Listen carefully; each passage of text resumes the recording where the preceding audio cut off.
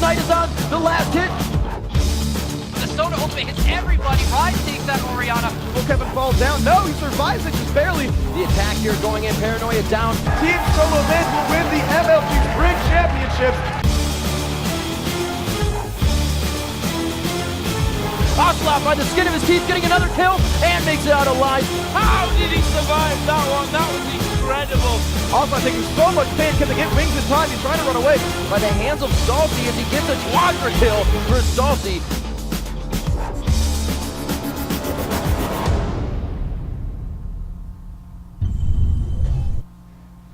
Welcome back to the MLG Summer Championship here in beautiful Raleigh, North Carolina. I'm Monte Cristo, and with me is the man himself, Dan Din. How's it going, Dan? It's very good. Oh, man, yesterday was such a good day. Lots of good matches all around, just exciting overall. There's just so many good games. I didn't know which one to watch. Yeah, we're bringing you the Dr. Pepper Ultimate Access pregame show right now. So let's take a look first at some of the matches from yesterday and the brackets and how they shake out going into today. So let's go ahead and take a look at the upper bracket first, and we'll go over some of these games for you guys. So first off, in the bracket yesterday, we actually had let's take a look. I'm pulling up the bracket myself for just a second. And first off, we had a few buys in the upper bracket, which were Dignitas and Team Dynamics. So they automatically got seeded into the second round. Now, 4-0 CLG Black was a very exciting first game that was out on the main stage. I didn't get to see that because I was actually casting the other game at the time. So why don't you talk a little bit about that one? That one was such a good game.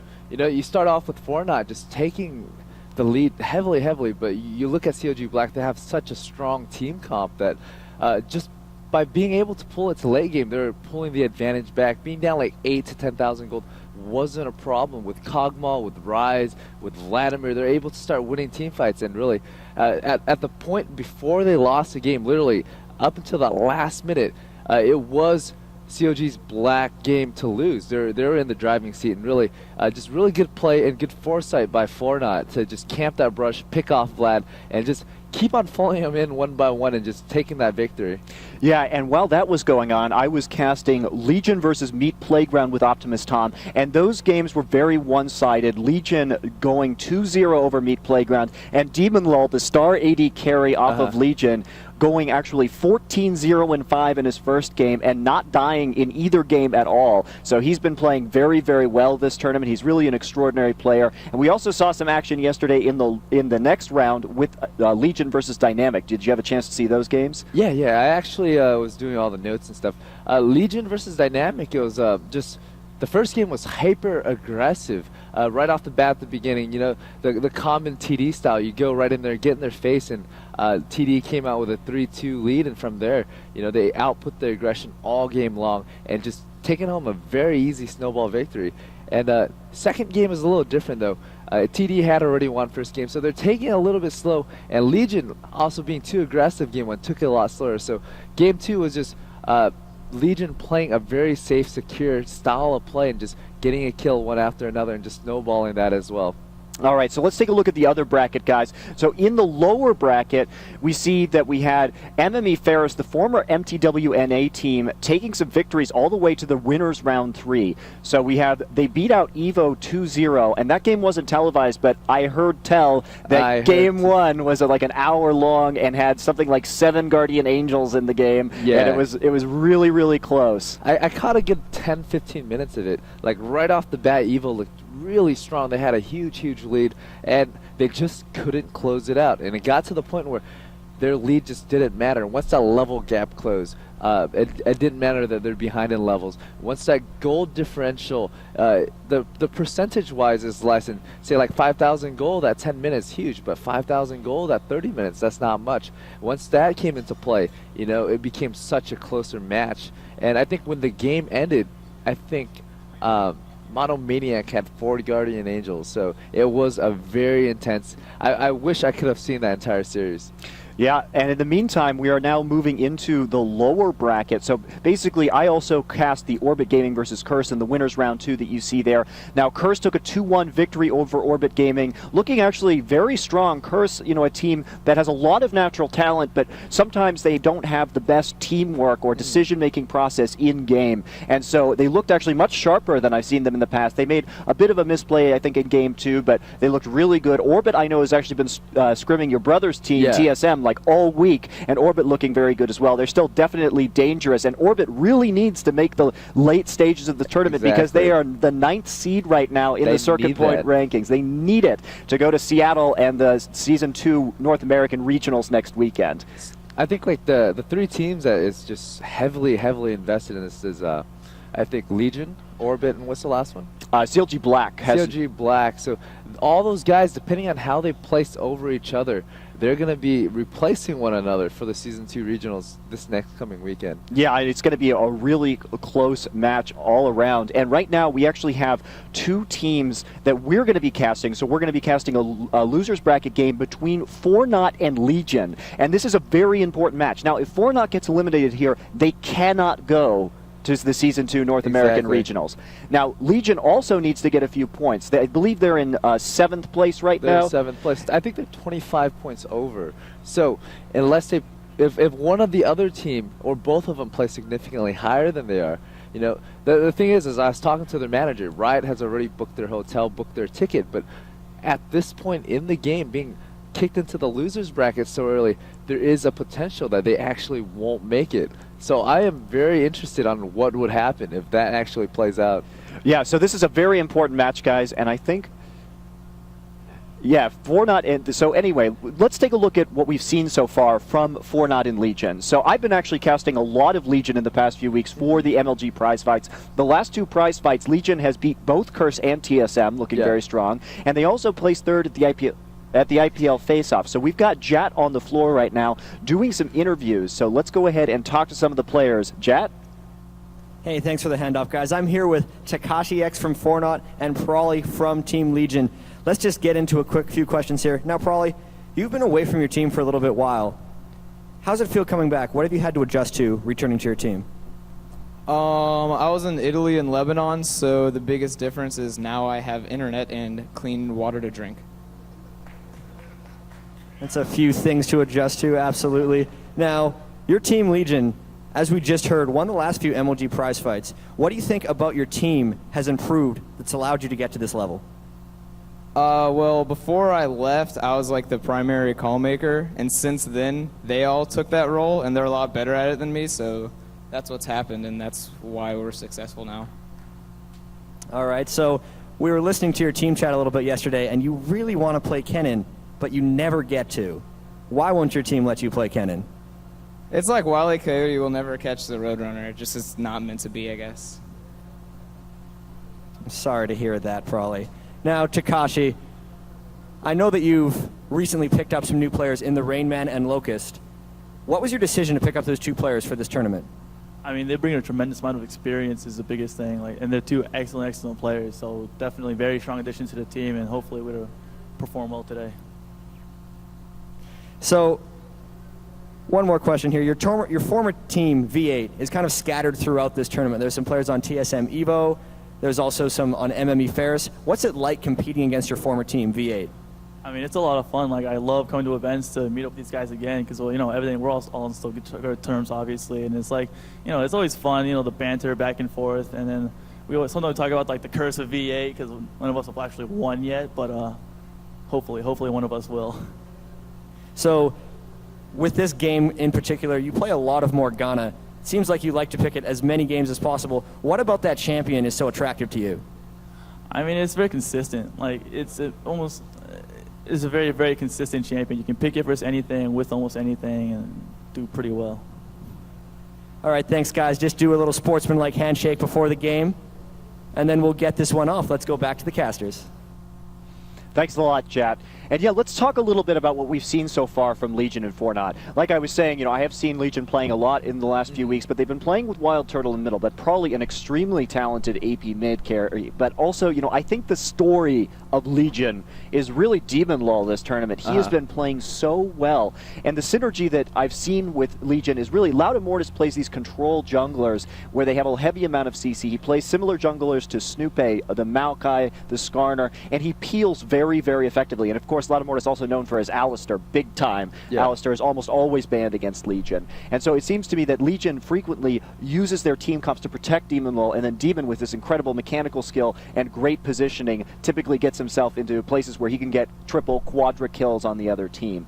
So what do you think about Legion's team comps, and what have you seen from them so far that you like? Specifically when you talk about Loud Immortus, like when you have the support style, you're putting all your eggs in 1 or 2 baskets. So in that case, if you put it in the basket where that's always going to convert. So Demon Law in general does very, very well. So it's okay to play support jungler in that case. However, there's like the other side of it. You can go like a carry jungler where you get the farm, and that would split the gold amongst more people. So the damage is less concentrated, because the way items work is each additional items gives you an extra percentage damage. So, as you go up the chain, when you're doing 500, 20% of that would be about 100 damage, right? So if you do that 20% of like 300 and 300, you get a little bit, well, if you do of 300, you get a little bit less. So the way support is, you're concentrating all of that, so when that percentage stacks up, you have Demon Lil just doing massive amount of damage. So it just shows that he has great trust in his team.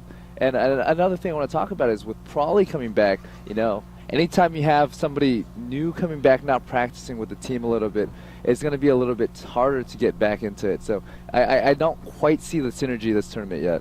Yeah, I know Prawley's been playing a lot of Zyra, and you can see him rocking out right there in the booth.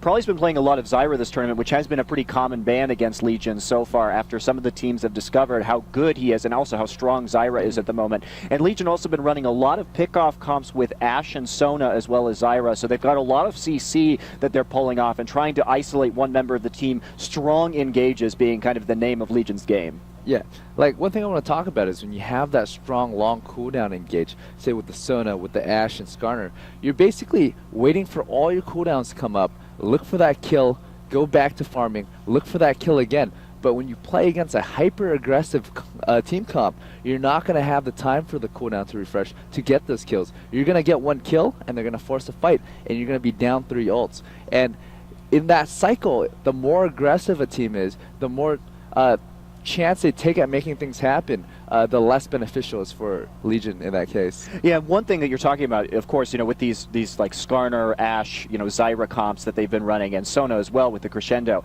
they do have very specific windows in which they can engage when those ults are up. But one thing I've noticed them doing is actually iNubish on his Sona has been picking up Soul Shroud, which is not an item you see very often, but does reduce the cooldowns. So they are very aware of that, I've noticed, in their gameplay so far. Yeah, one thing about the Soul Shroud is you really first saw it happen at the arena.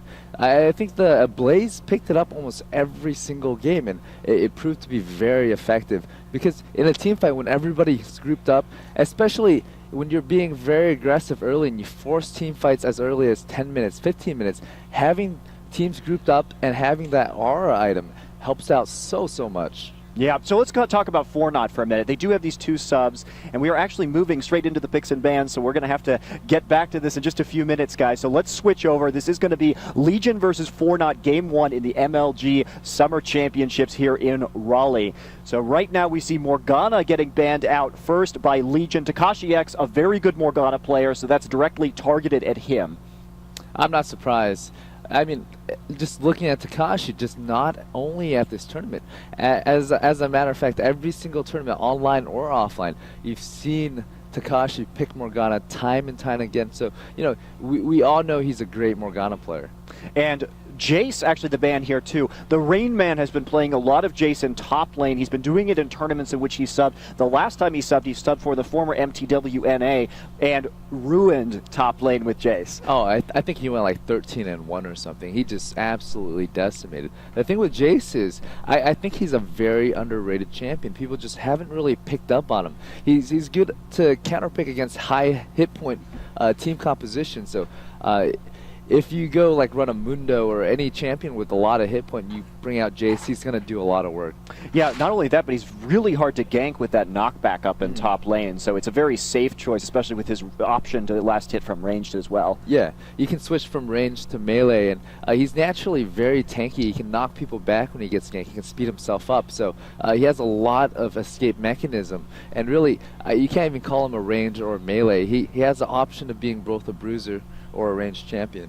Yeah, that's right. So let's see, Alistair, Maokai, and Malphite going down. That's no surprise right there. Alistair and Maokai, two of Lotta Mortis' favorite champions to play. And Malphite, he was actually running in the jungle yesterday as well, still very strong. And these are champions that they can dive under towers with. And we know Legion loves that aggressive play style. They love to dive those turrets. And these are champions that will kind of take, these bans will take that ability away from them a little bit. I'll be interested to see if Lotta Mortis plays Skarner. But it looks like we have a first pick on Shen, so that's going to be a bold pick, probably coming out of the jungle for Lotta Mortis. It could very well be a jungler. The thing with Shen is a very safe early pick. You know, you don't know for a fact if it's going to be in the jungle. You don't know for a fact if it's going to be a top lane. So, you know, it gives you the versatility of switching back and forth continually. So now we see One Bad Brad picking up Nocturne. He does play a lot of Nocturne and Shyvana primarily, and also Parole picking up Ezreal. Now, Demon Lol is a vicious Ezreal player. He is so mechanically skilled. He also plays Vayne. He's one of the few AD carries in the world that still plays Vayne who's not double lift. Yeah. So I haven't seen it yet, but I'm kind of hoping. You know, he also plays Corki as well, and with that open, you know, it's a very big possibility. It's going to be a Corki Ezreal matchup. And the thing I like about the Nocturne that you mentioned earlier, you know, it's specifically picked because Shen is on the map. Say you engage a fight. If you use Nocturne's ult, Shen's not going to be able to use his ult as well. So that just means that if Nocturne can kill somebody within that darkness period, Shen's never going to be able to make it there. And we did see Prawley playing Gragas yesterday. He did relatively well. I think his Zyra's a bit better, but we'll have to see what kind of comp they're going for. You did say, of course, the Corki pick for Demon Lol. Now, they have been running Corki and Sona in bottom lane. So actually, let's take a little listen to Fornot's champ select so we can get some insight into their pick process right now. Get shit on by Gragas. Just rape the fucking Gragas, dude. Play Ahri or something. Just rape him. Ahri's not bad. Just whatever you can rape the Gragas with and not die. Yeah. So there you have it. So they're looking to maybe. I think they're gonna pick Ahri. I think they're gonna pick Ahri. And do something to the Gragas. So Dan, how do you feel about the Ahri pick against Gragas in mid? The thing with Ahri versus Gragas is, you know, that barrel is gonna be able to be dodged by Ahri's Spirit Dash. So if you are well timed and skilled enough, you're gonna be able to dodge that big ultimate that's not gonna be able to gibbed you or do a lot of damage. And so at the same time, Ahri has a lot of kill potential onto Gragas. And so, you know, if it's just going to be a farm lane, Gragas is going to do very well. So what you're going to look for is a lot of aggression from Ahri, and that can happen with Nocturne. So I wanted to talk real quick too. What I was saying is Legion has been running a Corki Sona lane with a lot of early game magic poke damage from Hymn of Valor and P-Bomb, Phosphorus Bomb, and it's been very effective at shutting down even high sustain lanes like Grave Soraka. Yeah, the thing with Sona and Corki is, you know, you go in there, you can just spam your Q and you get that phospho right click and you can back out. Just from that one combo, you can chunk people to about a third hit point. So it's very, very strong. And so that's going to, well, even in this case, it's Leona and Corki. So you're going to look for one rotation and then an all-in after.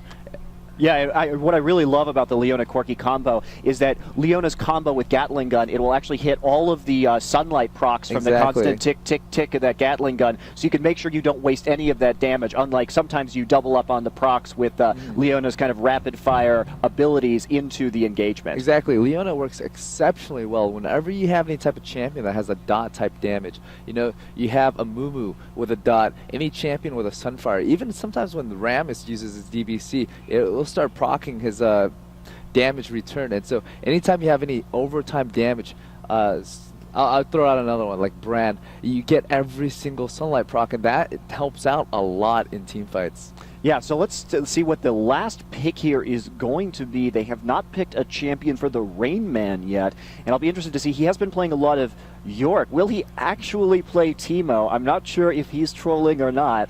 What do you think about Teemo with this team comp? I don't see Teemo doing well in a team fight. he can do well versus Shen, which is probably going to go top, but in terms of team fight, he really has no target to blind.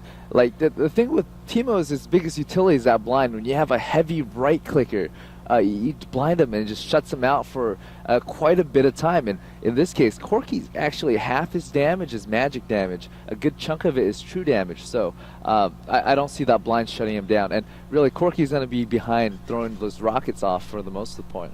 All right, guys. Well, we're going to go to a quick commercial break for you, and we'll be back with Game 1 of Fortnite versus Legion here at MLG in just a few minutes.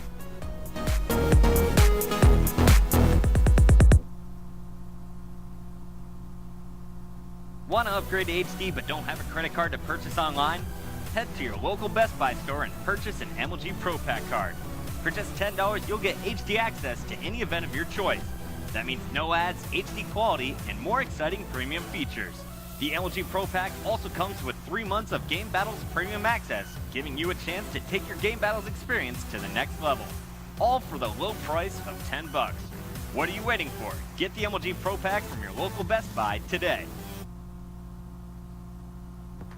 If you're watching this event anywhere other than the MLG Live page, you're missing out. Watch every single stream from the competition at once and get access to chat, scores from the floor, schedule, brackets, and more.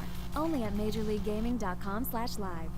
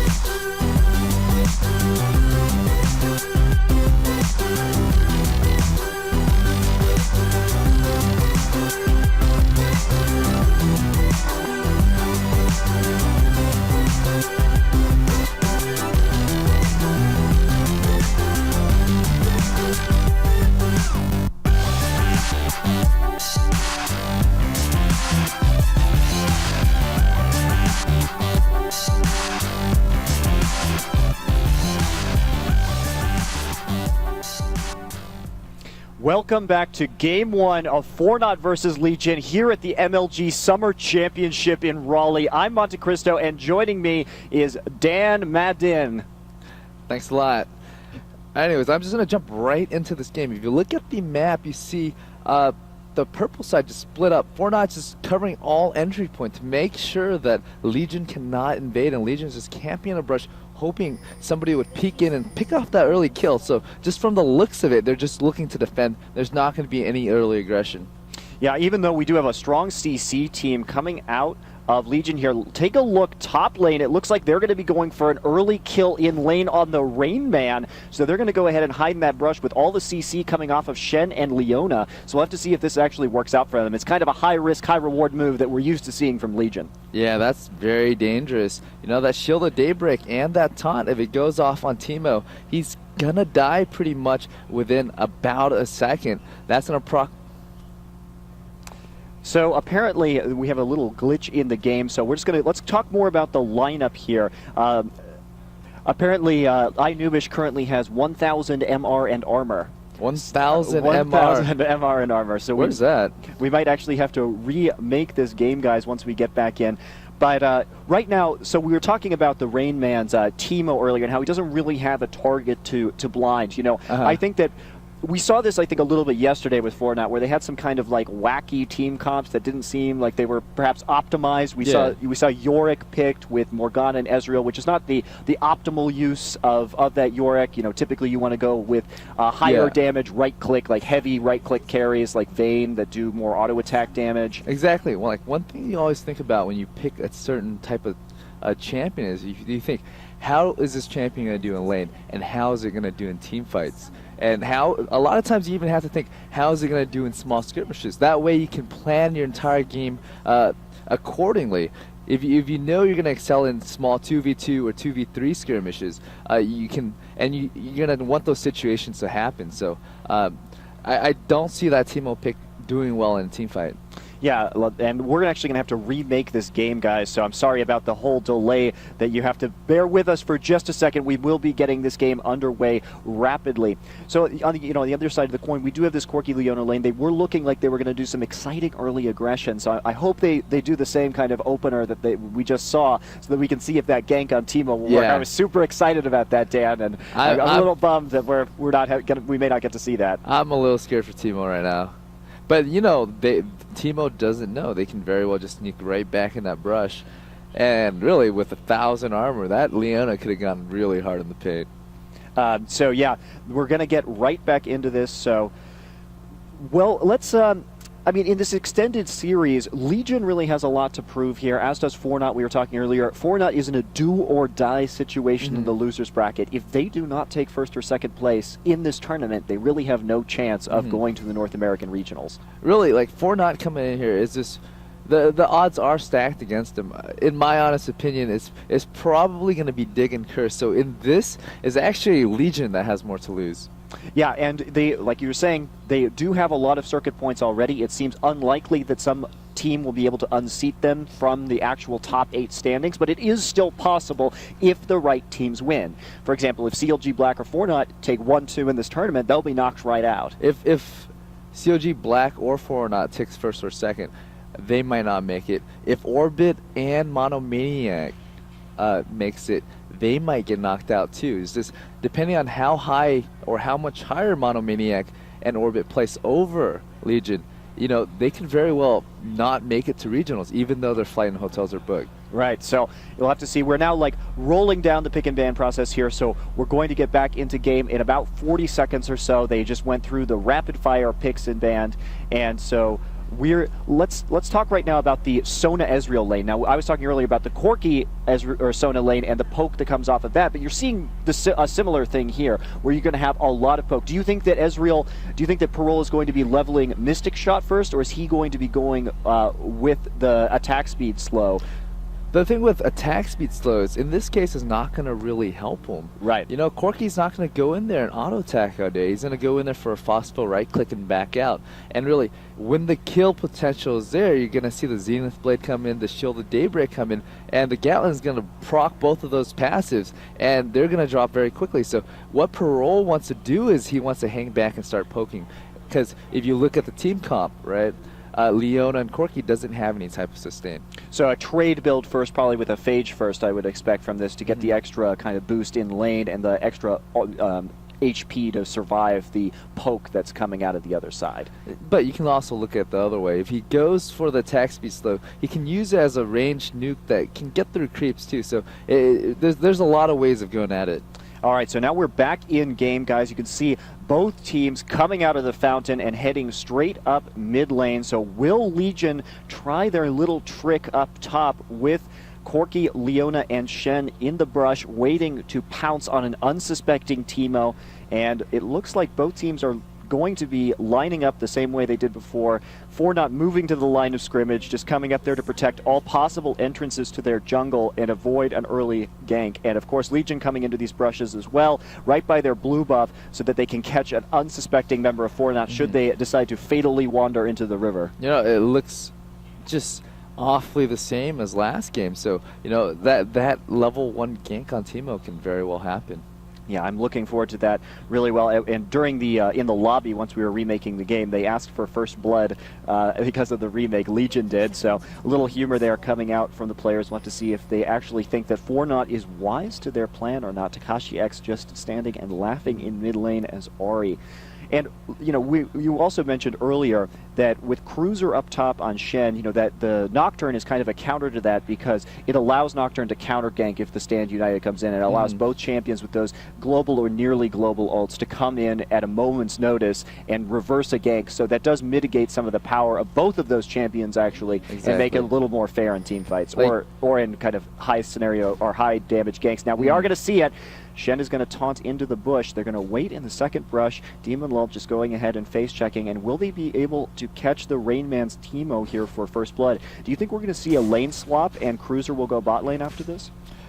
Could. I mean, if they're already winning up top, they can just keep that aggression there. But I'm just want to talk a little bit about that taunt. You know, Cruiser just wants to make sure Teemo's not in there hiding. So that taunt isn't really just for nothing. It's actually to check to make sure Teemo's not using his passive hiding. Oh, this is very dangerous for him. Oh, just a little too far. So the flash coming in, he is not going to get the taunt off, but Ignite going down. They are going to tower dive him at level 1, and Shen is going to get first blood. Ignite going down. Will he die? He does die for first blood, but of course that is going to get some more assists and first blood for Legion. Good trade, Dan? It's actually a very good trade. You know, they come out with 400 gold ahead, but if Shen cannot get back to lane in time, he's going to miss out, and he is going to feel the pain in bottom lane. So, you know, depending on how well he does in the next minute or two is going to say if that was worth it or not, because he can very well get back into lane, fall so far behind that he's going to be completely zoned. Not to say Teemo is not going to get zoned either. So the trade-off isn't too bad. So we can see in bottom lane, actually, them pushing straight up to the turret and doing some early damage, whereas Demon Lol looks like he's casually last hitting the creeps, trying to push the lane back out so they can get another gank on Rain Man. Nubish is immediately going home. He does have boots first, picking up some wards to protect him up top from the Nocturne ganks. And Rain Man now able to farm under turret just a little bit. Shed now heading to bot lane. Will he be able to get enough CS with that Vorpal Blade? He still only has his Shadow Dash at level 1. And Locust and Pearl making a hard push here. You think they're going to try and take an early turret, or are they just going to keep the farm up? What they needed to do, actually, instead of taking that early turret, they should have just let the lane push back out and zone Cruiser, because they knew he got Shadow Taunt. He's not going to be able to farm with Vorpal Blade. But since they kept on pushing, they're going to put that pressure in front of the tower where Cruiser's going to be able to last hit with his Key Strike and his Vorpal Blade. So I'm a little confused on that. You know, taking an early tower is beneficial, but in that case, when you know he's got that Shadow Taunt, they should just completely zone him, keep him at level 1 for as long as possible. But, you know, well, and right now we have some action in the jungle. Loud and Mortis chasing one Bad Brad out, and the Shadow Dash coming in and nuking one Bad Brad. He will go down. Locust in a very rough spot, flashing over the wall. Loud and Mortis chasing with Crystal Slash and Red Buff. Will he get the kill? Now, probably body slamming in, and Locust will go down. Parole using his flash to get out, and that will be another 2 kills for Legion at the 4-minute mark. Oh, that's looking so good for Legion right now. With that early advantage, you're going to see Lattimore being very aggressive. He's up a lot of gold right now. He's got to kill and assist. That means he's going to hit level 6 very quickly, and as soon as he hits level 6, that's going to be pressure all around against Fortnite. If you look at the level, Skarner's level 4 and the solo mid is level 4. That means like he's going to be able to do work in every single lane.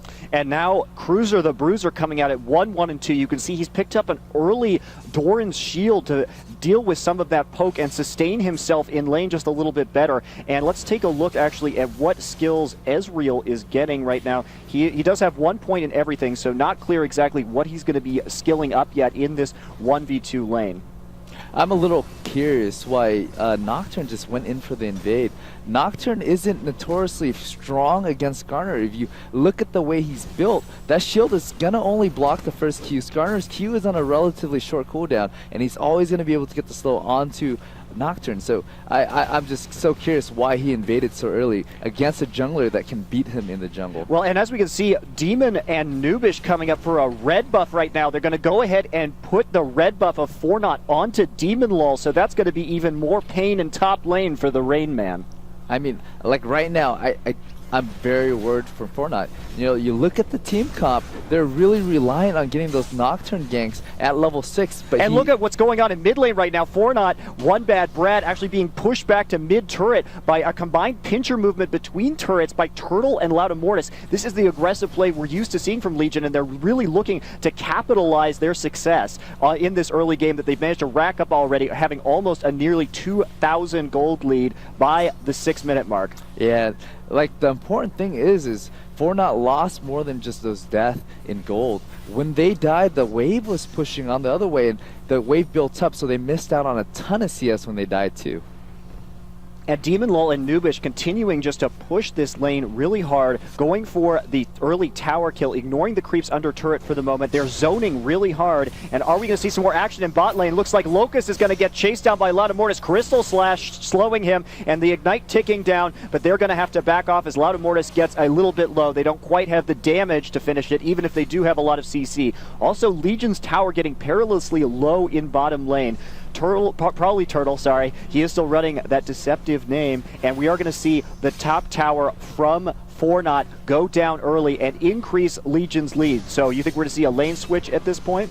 You know, both towers are down. They're going to look to take down mid next or top. So what Fortnite wants to do is they want to take top tower back and vice versa. So, you know, they're going to start working on the exterior tower. Anytime you have global ultimate, getting map position is very important. That's why you're seeing these tower drops so early. That's why top is looking to push it down. That's why bottom is looking to push it down. That just means with global ultimate, you have a lot more time and room to chase. And what we're going to see here, too, is since Cruiser is going to be in a solo lane, he is going to have a window where he does have a global ult, while Nocturne does not. Do you think he's going to take advantage of that timing? He's always, anytime you have your cooldown up and the enemy doesn't, you're going to want to look to take advantage. And especially with Brad being so far behind, you know, there's a lot of room to take advantage of.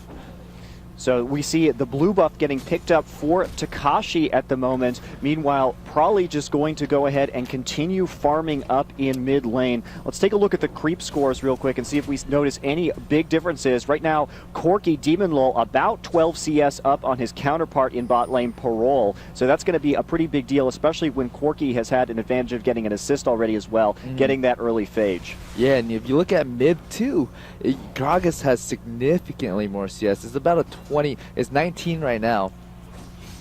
And why do you think that is? Gragas, of course, able to clear out the waves extremely quickly. Ari having a bit of more trouble until she gets higher levels of Orbis Deception into the mid game. It's not really about Gragas being able to clear better. It's just the fact that he had the early kill and assist, and with that advantage, he's going to be able to put out a lot more aggression on Takashi, zoning him, and just make him miss more CS. And there's a setup coming here. Demon Lol actually creeping around in the river bushes, trying to see if they could get a gank. Loudamortis on the other side. They're all about the pincer movements these days. And Parole and Locust just focusing on farming up, and we're going to see a dragon attempt here while two members of Fortnite are in top lane. So that's going to be a pretty free dragon for Legion, and it'll just serve to increase their lead even further.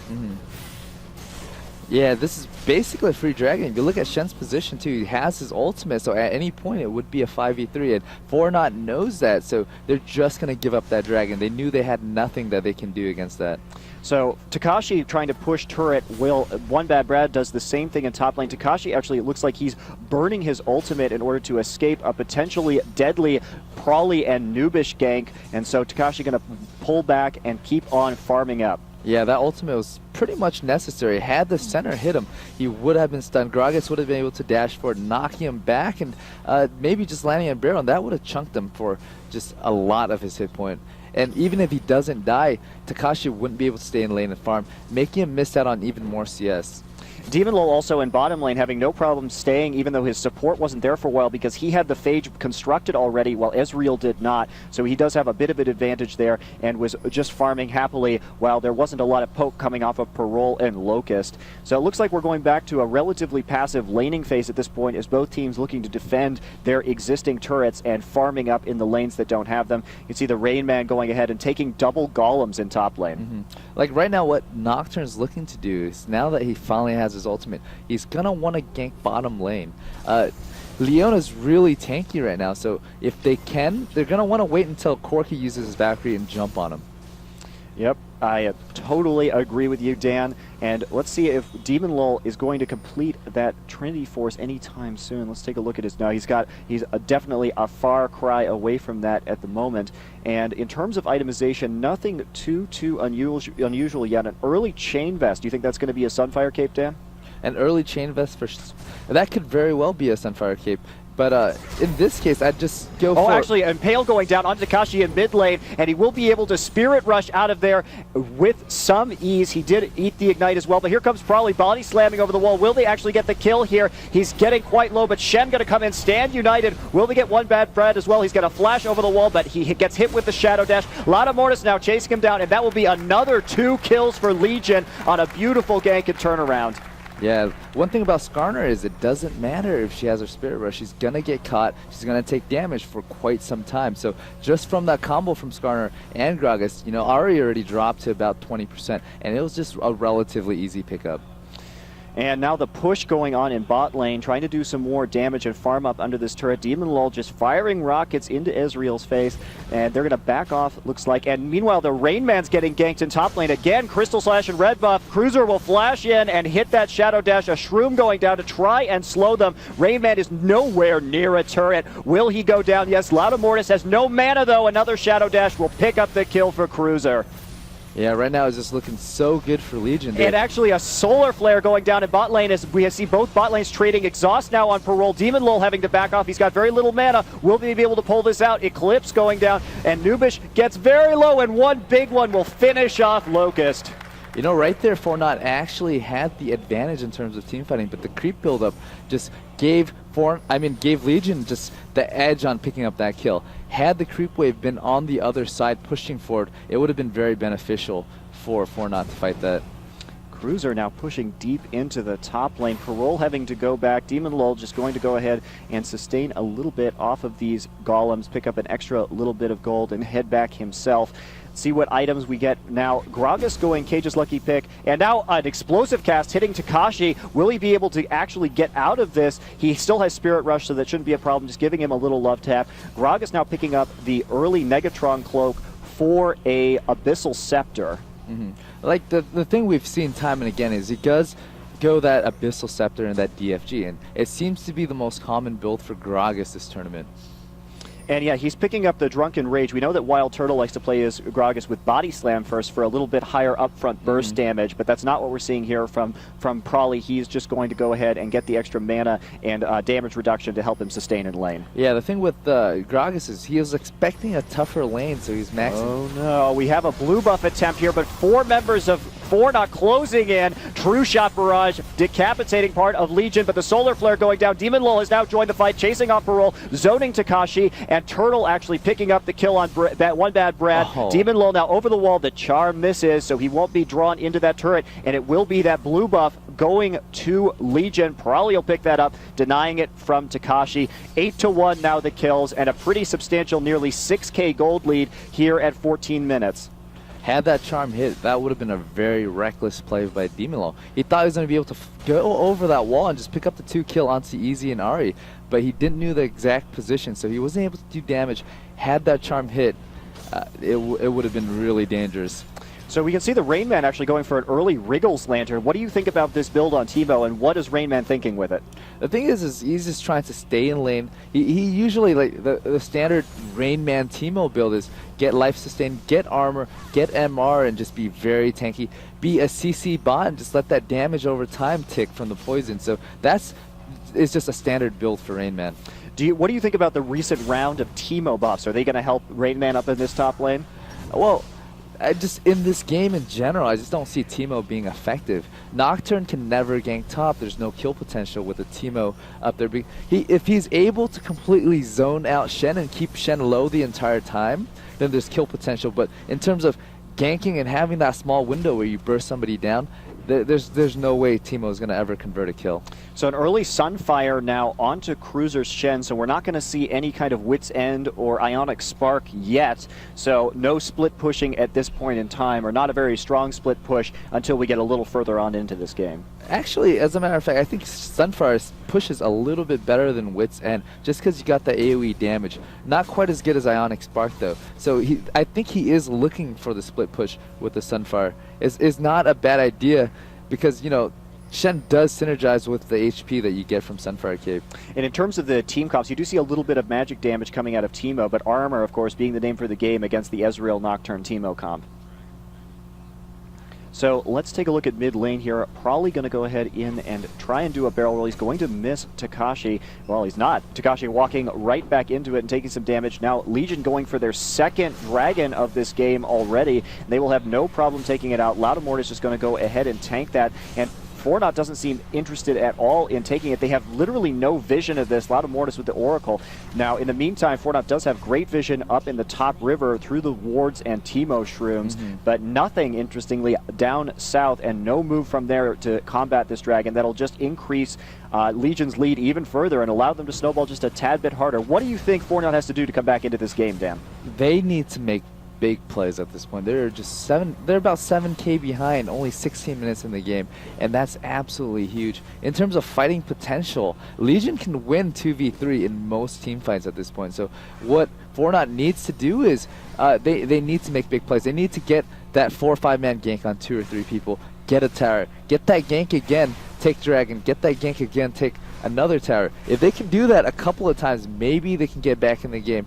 And if that doesn't happen, they're going to have to rely on Legion being reckless and giving up those kills. Yeah, taking a look at the junglers, you yourself are known for the gold per 10 jungle route, and we see that coming out of Loudamortis here. What is that? What advantage is that going to give for Loudamortis over his jungling opponent, One Bad Brad, who went for the Wriggles instead? The thing with anytime you go GP10, you're not going to be able to gank as powerful.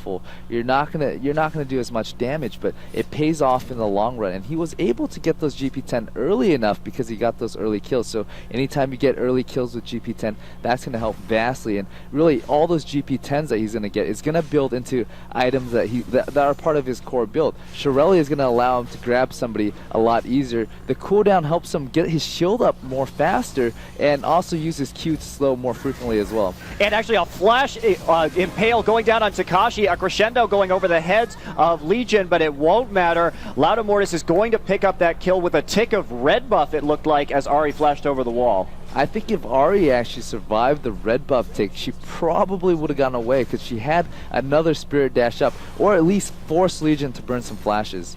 And now the push continues. They will take out that mid turret and do some damage. Loudamort is going to go ahead and tank it, but he will use that exoskeleton to just run away and get no more damage on him from that turret. We now see Prawley and the rest of Legion rotating top behind the Raid Man, who is hiding in that bush currently. He is unseen, and Prawley's not going to get a glimpse of him, so he's going to go back. What is Raid Man going to do to get out of this situation? He is a little bit surrounded. It looks like they're going to pull out of the jungle. No red buff for them to steal at this point in time. Well, the thing is they have no idea that Teemo's in there. As far as they know, Teemo had already backed. So he is just hiding in that brush, invisible, and just waiting for the creep line to get back up. So what do you think is going on in the Rain Man's mind? Just waiting for the creep line, or? Yeah, he's waiting for the creep line. He's like, all right, I pray to God Shen's not going to taunt through here. The chance of that is just so unlikely that it's worth it for him to stick around. And he does have that wriggle. The moment Shen backs, he knows that he's not going to be in the lane. He's going to be able to free farm this and push tower freely. And yeah, we are very familiar from the previous play with the Rain Man when he was back on TSM, the split push potential that he loves to run with Teemo. He never engages. He just will simply push lanes and get those global objectives and those towers. Legion, in the meanwhile, going ahead and clearing out some wards in Fornot's jungle, looking for some sort of advantage to pick somebody off with Loudamortis and Leona and Prawley here. They do have a lot of CC, so it's pretty easy for them to take somebody down. Even someone like Arya, like we've seen, who has double flashes. Yeah, right now just the burst on Legion is just very high. They're just so far ahead. When you're that far ahead, and that many kills ahead, that means you're out-leveling them. You get more levels in EXP, and you prevent them from getting levels in EXP because they're dead. They're not going to get any. So the snowball is getting really out of hand right now. Loudamortis actually using Shirelia's and a whiffed solar flare, airballing next to the bottom turret of Fornot. They're not going to pick up that kill on Ezreal. They did want that grab, but no dice this time. Like, one thing I want to point out is Nocturne saw that Easy was getting ganked, he popped the Paranoia to just limit the sight vision so he couldn't get any more damage off of. So that actually helped out on Easy's part. You know, at the same time, though, using that Paranoia in that situation will not allow them to pick up any kills with it later or try and isolate somebody. Using it defensively helps, of course, not get further behind, but won't help Fortnite get back into this game. Now, Cruiser going to go ahead and Shadow Dash onto Teemo, just doing a few trades up in top lane. Rain Man going to drop a Shroom, but nothing really going to come of this fight as they just continue trading poison darts and swords. Yeah, right now, the thing with Paranoia is, like, as Nocturne right now, being that far behind, I'd be very scared to gank. It almost feel like every time I gank, I'm going to die for it. So using it defensively is probably the only thing he can do at this point, because in terms of kill potential in lane, there's no kill potential. You can't gank top. You can't gank mid. If Ahri goes in, Gragas can almost just one-combo her. So just they continue roaming from Legion through the jungle, and they're just going to keep pushing these turrets, making sure they shove all of the minion waves into the turrets of Fortnite, denying them a little experience and gold when they can. And Demon Lol still happy to farm up in bot lane. He is now at 189 CS compared to 148 from Ezreal, so he's really taking it down. And Takashi almost just getting blown up there by a combo coming out of Prolly. Had that DFG hit first and the Ignite gone off, that actually would have been a wombo combo onto Ahri. So, you know, like I was saying, Gragas can one combo Ahri at this point. So there's no way Nocturne can go in there and counter gank or go for a gank. The moment Paranoia runs out, one of them's gonna die. True Shot Barrage is going to be used to clear out the creep wave, try and prevent some damage to this turret and keep them from getting a little more gold, and Legion will just go ahead and back off. In the meantime, Demon Lol having no problem taking out the second bottom turret, increasing their lead to over 11,000 gold. Cruiser now running away from the Rain Man in top lane, and the push on mid from Lauda, Nubish, and Prolly continues. You know, Rain Man's actually doing surprisingly well for giving up that first blood. They put a lot of time and effort into holding him down, but in terms of Rain Man, he's doing probably the best on his team right now. He does have about 171 CS, which is a bit more than Shen. Of course, another Dragon going to Legion right now, and because of the global objectives, Rain Man was 6,400 gold and Shen was 7,500, so still about 1,000 gold difference between those two champions, even with the less CS. And Shen does have 2 kills too, so this is just going to be a huge snowball game. If Fortnite can somehow pick a Baron or steal it after Legion forces it, then I don't know, maybe Fortnite can come back, but it's going to take a lot of messing up to put Fortnite back in this game. It's also really difficult, I think, for Fortnite to actually burst down a Baron because the burst coming out of Gragas is really makes it really easy to take a Baron. If you think that there's going to be a threat, the explosive cast, barrel roll, plus smite combo does an immense amount of instant damage. Exactly. The one thing I'm always worried about when there's a Gragas on the other team, at about 30 to 40 minutes, that's when Gragas actually bursts Baron harder than smite does. So anytime you get out nuke on Baron and Baron gets stolen by Gragas, it's not really you being a bad jungler, it's just Gragas' burst at that point is just absolutely huge, and it's more than smite, so it's going to be very hard for Fortnite to actually get that Baron steal comes that point. And Rayman is going to take the second turret here for Fortnite, finally actually able to push down that turret and harass Cruiser enough that he was able to get a window into that top lane. And now a second turret going down in mid lane in terms of Legion, and let's see if they can actually keep this push up, keep the poke up. You know, they do have a lot of poke coming off of those quirky rockets and the barrel roll, so a little bit difficult for Fortnite to keep them at bay. You know, I kind of like the Teemo top lane right now. You know, he, like I said, he's not good in team fight, but he's able to just get in his lane. Had the game gone a lot more even everywhere else, I would have had to eat my words and say Teemo actually didn't do too well. He's able to control Shen and hold him in lane and push him and take down towers. And if he leaves because of the, if he leaves with Stand United, you know that Teemo's going to keep up that split push. And so as long as Fortnite can stay under their turrets and not die too hard in a team fight or lose too many of their members, they could actually come out on top with a Teemo split push. Yeah, there's two sides to that coin. You know, Teemo split push all day, but he's never with the team. So you're never really going to have that comeback. And Solar Flare going to knock down Takashi. A rocket going, Spirit Rush. Will he be able to live? No. Explosive cast. That bottle of champagne just breaking on top of his head. Parole going to flash over the wall if he can. He looks like he's in a bit of trouble. Cruiser will miss the Shadow Dash. Now Baron attacking everybody in that pit, but the body slam over the wall will allow Prawley to just hit Rainman right there. Now Lauda Mortis coming in onto Rainman. Impale. Will Prawley die? He gets shut down by Teemos. Poison. A flash over the wall. Crystal Slash not being enough. One bad Brad now coming in with the fear. The taunt going down, but straight into a mushroom. Demon Lull finally arrived, but he will hit that mushroom and get slowed down, and the Rainman will make it out. Oh, Rainman. I was very surprised by his play right there. He was just hitting them, blinding them, putting that poison and just kiting them through his mushroom. So he actually baited them through several mushrooms, picking up that kill. And it was just very good position on that mushroom and foresight on where he wanted to kite. He positioned it in a way where he knew he was going to pull the enemy through it one by one. So he can always gain distance and deal damage at the same time. You know, I have to say, too, props to Prawley for picking up the champion that Wild Turtle was playing so effectively in the past few weeks on Legion as a substitute and going 5-1-3, 235 CS with him. He is now 65 CS over Takashi X in that mid lane.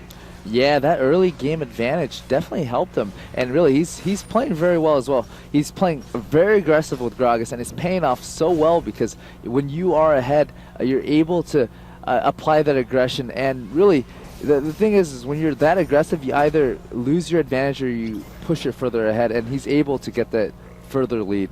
You know, I'm really liking Legion's team comp here. Even for a champion like Ahri with high mobility, there is literally no escape from the Skarner, Gragas, Leona combination that we're seeing them put down here.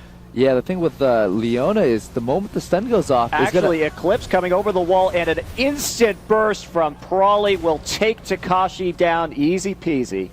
Anyways, like the thing with Leona that I was talking about earlier is she's going to be able to chain 3 CCs on you. So if that Spirit Dash isn't preemptive, if he doesn't dodge the Zenith Blade, you know, the CCs are going to go off and he's not going to be able to just get any of it off, because after the Zenith Blade hits, the Shield of Daybreak is going to follow that. And so even if he's mid-dash, he's just going to stop in place. And let's take a look right now. Even through the Abyssal Scepter that Takashi has picked up on Ahri, we're still seeing that burst from Prawley being able to take her down almost instantly. So not much that Takashi can do at this point in time. What do you think, Dan? Oh, man, the Raidman playing a dangerous game right now, missing that Shadow Dash. They know he's there. Will they find him? They're looking with Body Slam. He's trying to blue pill. They can't find the Raidman. This is so funny.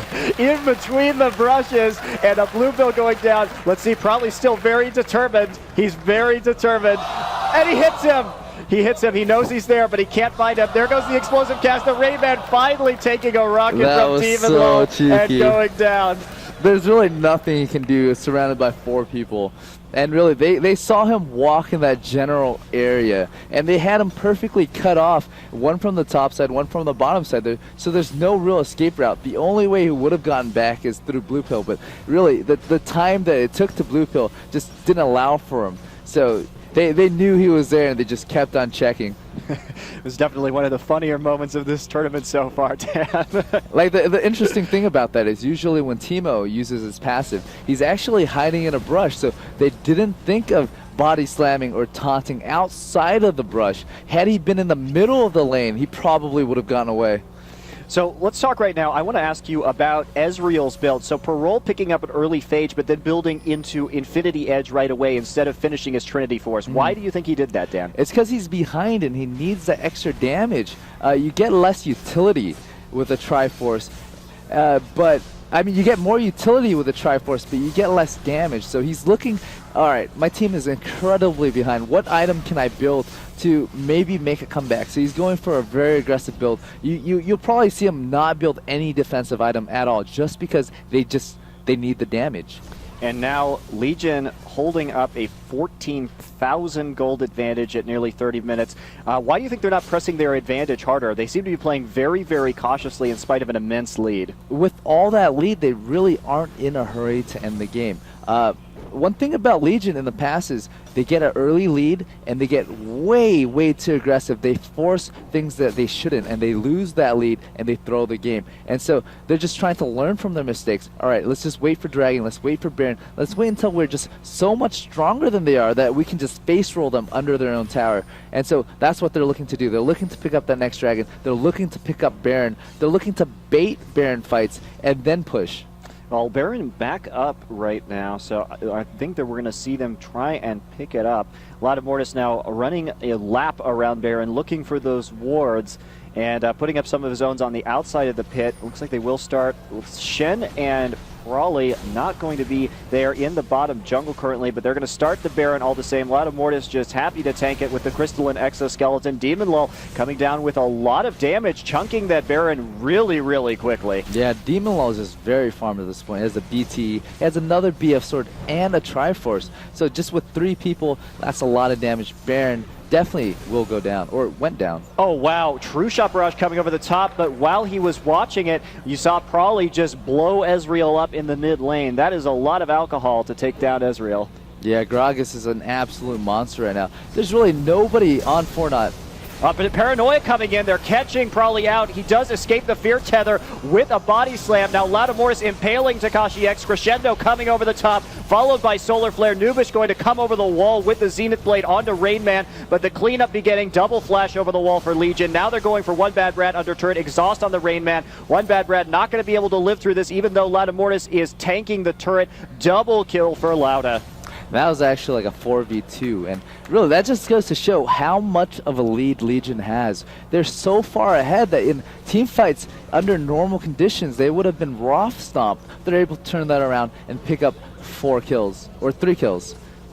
So the inhibitor certainly going down here. 18-2 the score, nearly a 20,000 gold difference, and a surrender coming out of Fortnite. Not much they could do at the end of that game, unfortunately for them, but a big win for Legion. They only have one more win to keep them in this tournament. Fortnite in a do-or-die situation now. It's come down to this game 2. Can they pick it up? Can they win the next game? Can they take it to a game 3 and stay alive? I mean, Legion looks so much stronger that game. I'm worried that Fortnite just can't pull it out. And really, a lot of it could be attributed to the early game advantage that they gave up so early in the game from that Nocturne invade. It's just missed foresight from One Bad Brad, not understanding that Skarner can actually beat the heck out of him. Yeah, in that jungle, you know, that I agree with you. And also the first blood that we saw up there, the aggressive play from Legion onto the Rainman's Teemo, picking up that first blood. Even though Cruiser died, it ended up being worth it in the long run. It was very worth it. They got the first blood. Generally, first blood good gives you 400 to 300, but in terms of assists, they got several more. So it is just so much better getting that first blood. That's right. So we're going to see if we can get into the next game. This will be game 2, you guys. Again, this is a do-or-die situation. We're going to go do a quick commercial break in the interim. So we'll be back with game 2 between Fortnite and Legion in just a few minutes. Thanks a lot, guys.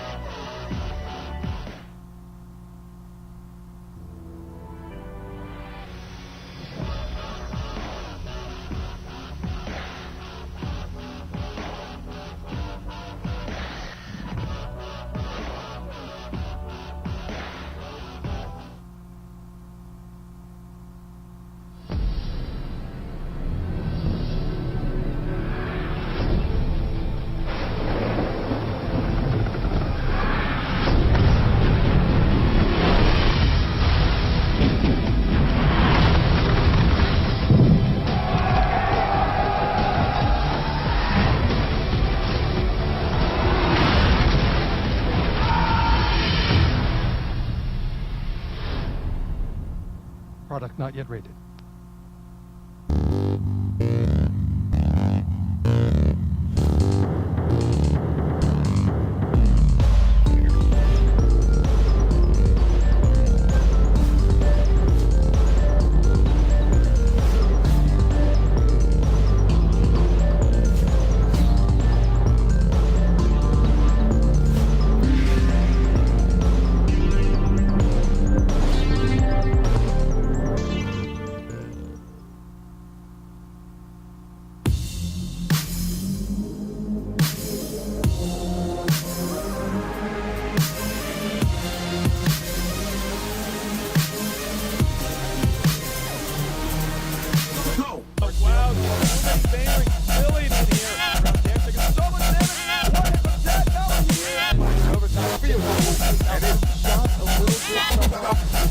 ghost camp where his teammates. Oh!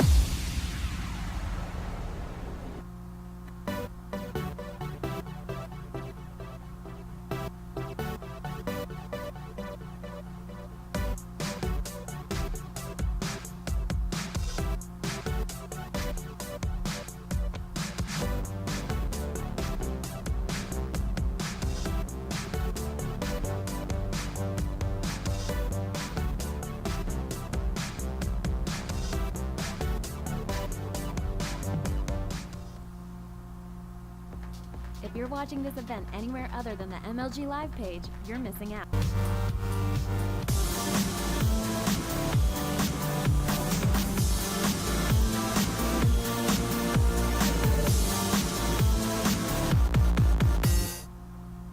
Welcome back to the MLG Summer Championship here in Raleigh, North Carolina. It may be before noon, but it's dinner time for me, and he's serving up a heaping plate of analysis is the man himself next to me, Dan Din. Thanks a lot, guys. Man, what do you think about that last game? Man, I was so excited by that Teemo pick. I'm sorry that Raymond couldn't pull it out, even if he did pull some tricks and was the silliest little critter I've ever seen for a few minutes there. I was skeptical with that Teemo pick at first, but after seeing what they had planned, even though it didn't get played out, he had a plan going into picking Teemo. So really, you know how I said Teemo's just not good in team fights, but that was really not Fortnite's intention. They're going to have Nocturne gank every other lane and just have him push that top lane all day long. But, and we are in picks and bans now. So Alistar actually being banned by Legion, I am a bit surprised by that. That is Loud Immortus' signature champion. So having them banded out, they didn't want the first pick. But I haven't seen One Bad Brad play a lot of Alistar. So they're still worried. He's still so strong with that CC coming out of the jungle on the early ganks. Yeah.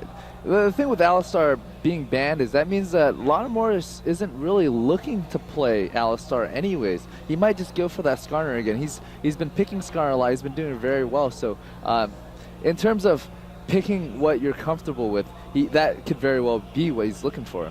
Maokai Nunu, now the ban's coming out of Fortnite. Maokai, of course, another one of Loud Immortus' champions. Nunu, also a little bit interesting there. I guess they're worried about it. I know St. Vicious has been playing a lot of jungle Nunu recently, but I haven't seen it on Loud Immortus. How do you feel about jungle Nunu at this point in time, given his recent buffs? The thing with jungle Nunu is I've always felt that he has a place. It just depends on the team comp.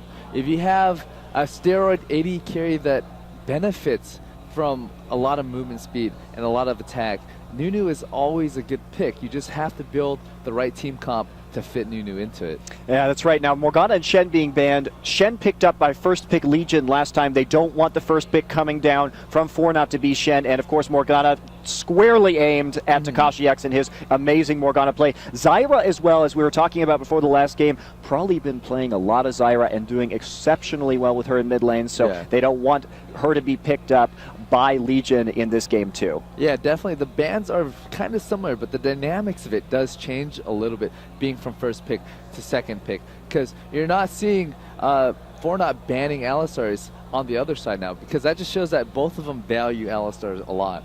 And Easy Real going to be the pick for Parole again, so we'll see that high mobility. Maybe we'll have a little bit more success from Parole as Easy this time. And again, taking it away from Demon. Easy is one of Demon's favorite champs as well, so that is going to limit Demon's ability to kind of show off his mechanical skills. Of course, Ezreal, very rewarding for a player who is as good at positioning and mobility as Demon LoL is. Yeah, but also, like I said last game, he can just go Corki again. He's done Corki.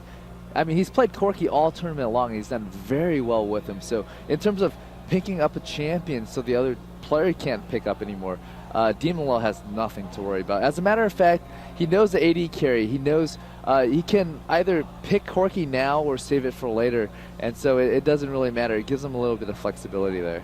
So right now we see Cruiser picking up Vladimir. Cruiser has also been playing a lot of Vlad. He plays a different style of Vlad than a lot of pro players we see. He goes, although many pro players with Vlad go Boots of Lucidity first, he also goes typically for an early Spirit Visage and goes kind of sustain in lane, heal typically. So he wants to stay in lane as long as possible and push for the late mid game where he actually starts picking up items. And also, Legion tends to build team comps mostly around Vlad's utility with Hemoplague. So right here we see Hemoplague, the damage magnification with the Gragas combo. That's going to be brutal burst damage if Hemoplague can come down first. if you look at last game, Gragas was just, even at about level 8 and 9, he was taking people to about 20% just from his combo. You put Hemoplague on top of that, that's going to add 20%.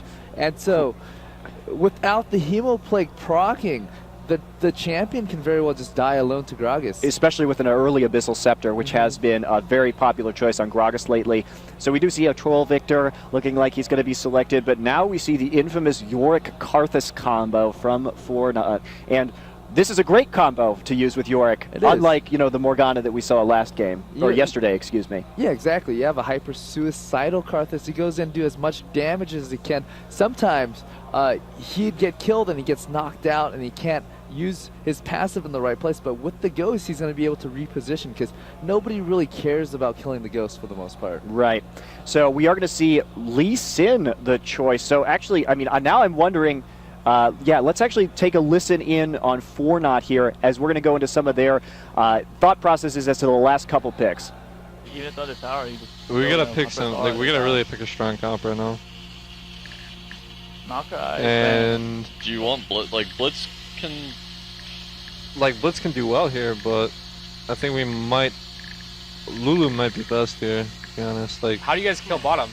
Just kill bottom. Lulu, yeah. Actually, I think Blitz. Blitz would be best just for double. For double. Double hooks. Yeah. Hook City. All right. It's because we just have to get people in your AoE for team fights. Yeah, and as long as we can hold them there and keep them in your AoE, then we win the fight. As you can hear from Fortnite there, they are going to take a little trip over to Hook City to try and pull all of the champions into Tekashi X's Defile. What do you think about that, Dan? I'm worried about Hook City. If you hook Vladimir, he's just going to drop Hemoplague on the entire team. He's going to drop his Tide, then he's going to pull. And just from him alone, he's going to chunk you for more than a third of your health. And on top of that, if you pull Vlad in, Gragas is going to drop his Casket. And that cast is going to just... I said casket. Probably because I think they're going to die after. But that cast is going to kill them. So, Hook City might not work in this case.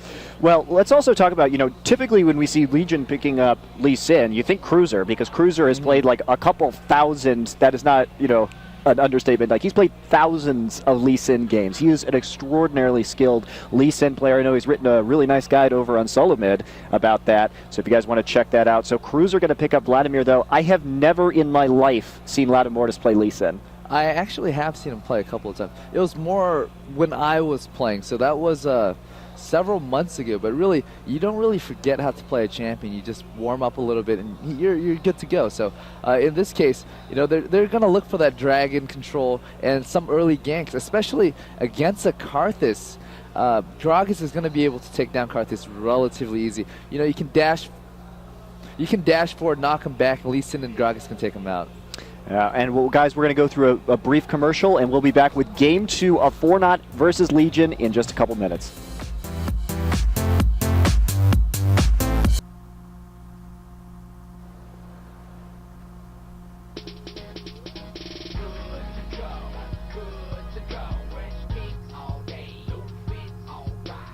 This year, go big. Champ Sports. We know gang. Rated M for mature.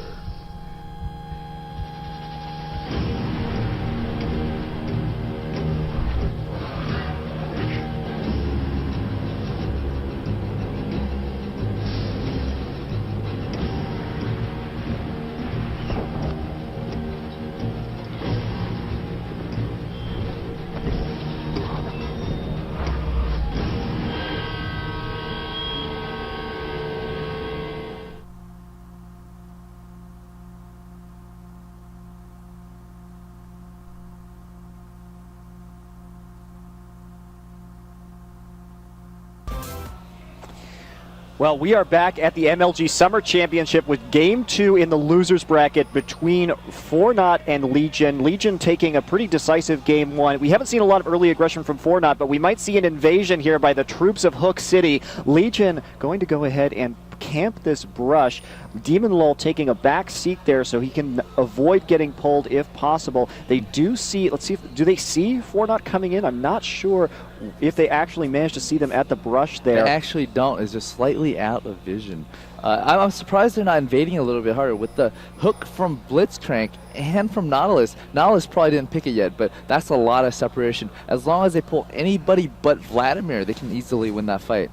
Yeah, and you can see the pings going down. Legion worried they were in the brush that they were just in, and now actually Fornot on the hunt, thinking there might be a red invade from Lee Sin, which is not an unreasonable conclusion for them to draw, but no aggressive play here. Lay waste going down in these bushes to try and check them for hiding Legionnaires, and Lattimore is just going to go ahead and pick up Race into red and see if he's a little worried. I think the ping's still going down on that brush, but they're going to go ahead and take it anyway. Fornot's definitely playing very scared right now. Had I been Blitzcrank, I probably would have just thrown a blind hook into that brush right outside red. It's just such a common place for people to hide in.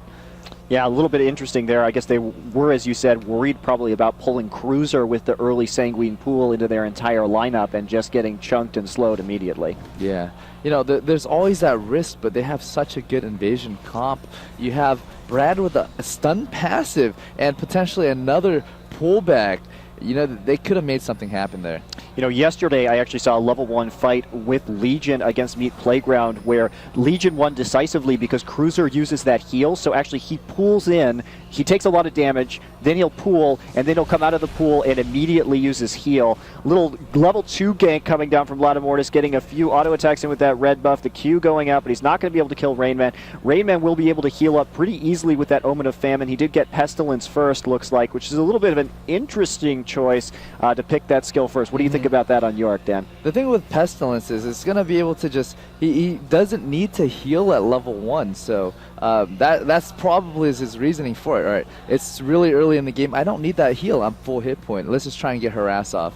Yeah, it might also be because that Lee Sin, he was expecting that level 2 gank so that he would be able to slow him down and prevent any kind of gank from happening. Now Cruiser pushing up the lane a little bit. Everything looking pretty passive so far. One Bad Brad coming through the jungle. And I know One Bad Brad has played a lot of Nautilus in the past. He used to play almost exclusively Nautilus in competitive play, actually. But it's been several months, and we've seen a lot less Nautilus in general. Why have we seen so much less Nautilus, Dan? He just awesomely fell out of favor. I think it was just one tournament, like I think a couple of tournaments ago, where he was picked all the time and the stats are just really bad. And so one thing that's common is if players see that a champion isn't winning, even though they don't really understand why, they just stop picking it. So he kind of just fell out of favor because of that. Well, Takashi going ahead and just farming up a little bit in mid lane. You were telling me that you had some thoughts about the Karthus-Gragas matchup. How do you feel about that lane? Oh, Gragas has an absolute advantage. Gragas, being a melee champion, usually gets out-harassed mid by ranged casters. But in this case, the ranged nuke from Karthus is a skill shot. So with that dash, he's going to be able to dodge and harass at the same time. Yeah, and of course, it's going to be very difficult for Takashi to kind of put any kind of damage on Probably. Well, he will be able to just slowly poke Karthus down in mid lane if he can get good barrel rolls off. Nubish going to go ahead and put a forward ward into Tribrush to make sure that there aren't any ganks coming. That probably means they're going to push the lane. Dazzle going down on Parole, the buckshot combo hitting him immediately. He gets knocked up by Blitzcrank to do a little bit of a trade there, but a pot being used by Demon. You got to love the Tarek Graves combo in that bot lane for pure burst. Yeah, you got that armor shred. You know, he goes in, shatter, and that buckshot auto attack's going to do a lot more damage. And especially right here with the creep wave going forward. Oh, actually, they're getting a little aggressive. One Bad Brad in lane now. Cleanse going down on Demon Low, but he will give up first blood to One Bad Brad on Nautilus. Nubish now running for his life as fast as his little Tarek legs can carry him through the north jungle. Now, Probably looking to make a cutoff, but he actually gets zoned out. Now, Lattimortis coming in, missing the Sonic Wave on Takashi, and that will be a 1-for-none kill and a 300 gold advantage now for Fornot. Yeah. I mean, Nautilus really wanted that kill on Tarek, but unfortunately, Nautilus being one of the slowest jungler in the game, you actually saw Tarek pulling distance away, even though they both had boots. His hook was actually up in about a second and a half, but he knew that Tarek was faster, so he just turned around, because by that time, the distance would have been too great. Yeah, I think a lot of people tend to run mobility or move speed quints on Nautilus just to give him a little edge, but still, as you were saying, he is one of, if not the slowest champion in the game in terms of raw stats. This passive top lane Cruiser just getting a little more sustained. I'm kind of concerned for Fortnite up here, merely because I don't think they're doing enough to stop Cruiser early, and he's just going to get stronger and stronger and more capable of sustaining against those ghouls the longer the game goes on. Generally, Yorick can beat Vlad pre-9, and if you look at the CS count, he's actually behind. That's not to say that Rain Man's doing bad, it's more of the pressure from the jungle allowed Vlad to freely farm. You know, I'm actually used to seeing, I'm surprised to see Raidman taking Flash Ignite. You know, in my long time of watching the League of Legends scene, the last time I saw a lot of Raidman Yorick play that was notable was how well he did against you, Dan, at MLG Providence with that teleport on Yorick coming into bot lane for ganks. The thing with teleport is you have to have a team built around objectives. And so he's not looking to be built around objectives. He's looking to beat Vlad in lane. And to beat Vlad in lane, you're going to need that Ignite. Yeah, absolutely. And also, you know, of course, the farm lane going down here, they do want to get Takashi as farmed as possible. 47 to 53, so a relatively even lane there, a little bit in favor of Prawley in mid. And Loudamortis actually doing quite a bit of counter jungling. We've seen him take out the Wolves earlier. He is looking for that aggressive angle. He coming in on Karthus. He hasn't been able to find it yet and hit that Q, but they're going to go for a blue steal here from Fortnite. Fortnite has no idea. There's a ward from Legion in the brush, and that will be an easy steal for Turtle. Especially them knowing that Nautilus was in their lane and bottom lane. You know, it's a very easy invasion. Whenever you see a jungler in the opposite side of the map, you know that other side of the jungle is free.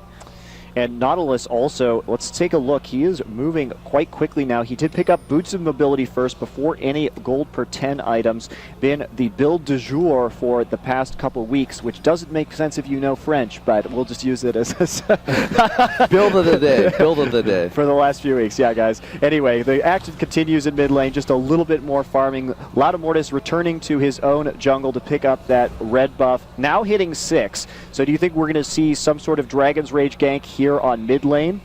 The thing with mid lane is Gragas hasn't bought yet. As soon as he starts buying his item, the burst potential will be there. And so, you know, up until this point, Gragas hasn't gone back to base yet. He has 67 CS and no items. So he does pick up that Kage pick and the double Doran. So he's going to have the damage to start poking onto Karthus now. And also, Demon Lull in this bot lane actually ahead in CS despite dying once, so that really shows how hard this lane has been pushed into turret, which they've been down there. Tarek and Graves have been next to the turret of Fortnite for most of this game so far, and Easy losing a little bit of farm.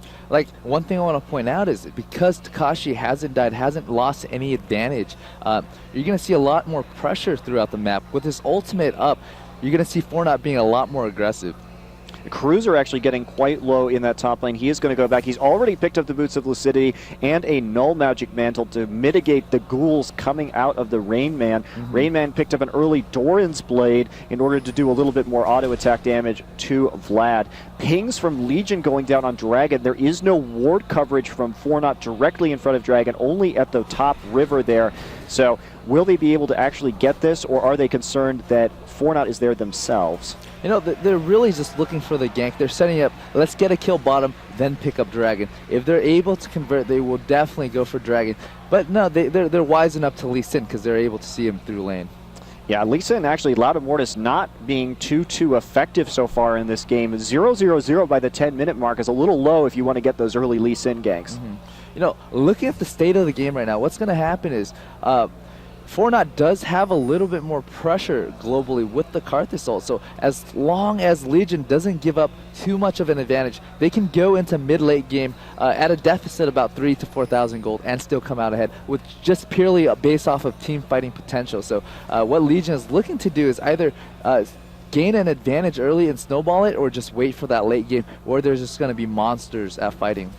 Yeah, you know, that burst, of course, going to be able to go down instantly from Cruiser. And as we were saying, the Null Magic Mantle is going to be built into a Spirit Visage. This is the signature Cruiser Vladimir build, and he will be picking that up post-haste in order to reduce his cooldowns, increase his heal, and give him more sustain. Again, he is looking, we were talking earlier before Game 1 about kind of Legion's strategy. They go all in. As you said, they put all their eggs in one basket with Demon Lull, typically. And so instead of using Cruiser as a damage output source, they use him for his utility from his ultimate and his abilities to sustain and tank a lot of damage so that Demon Lull can do as much damage as possible. Like another thing with Vlad too is he can have a lot of utility, he can be very tanky, but he'll also deal a lot of damage at the same time.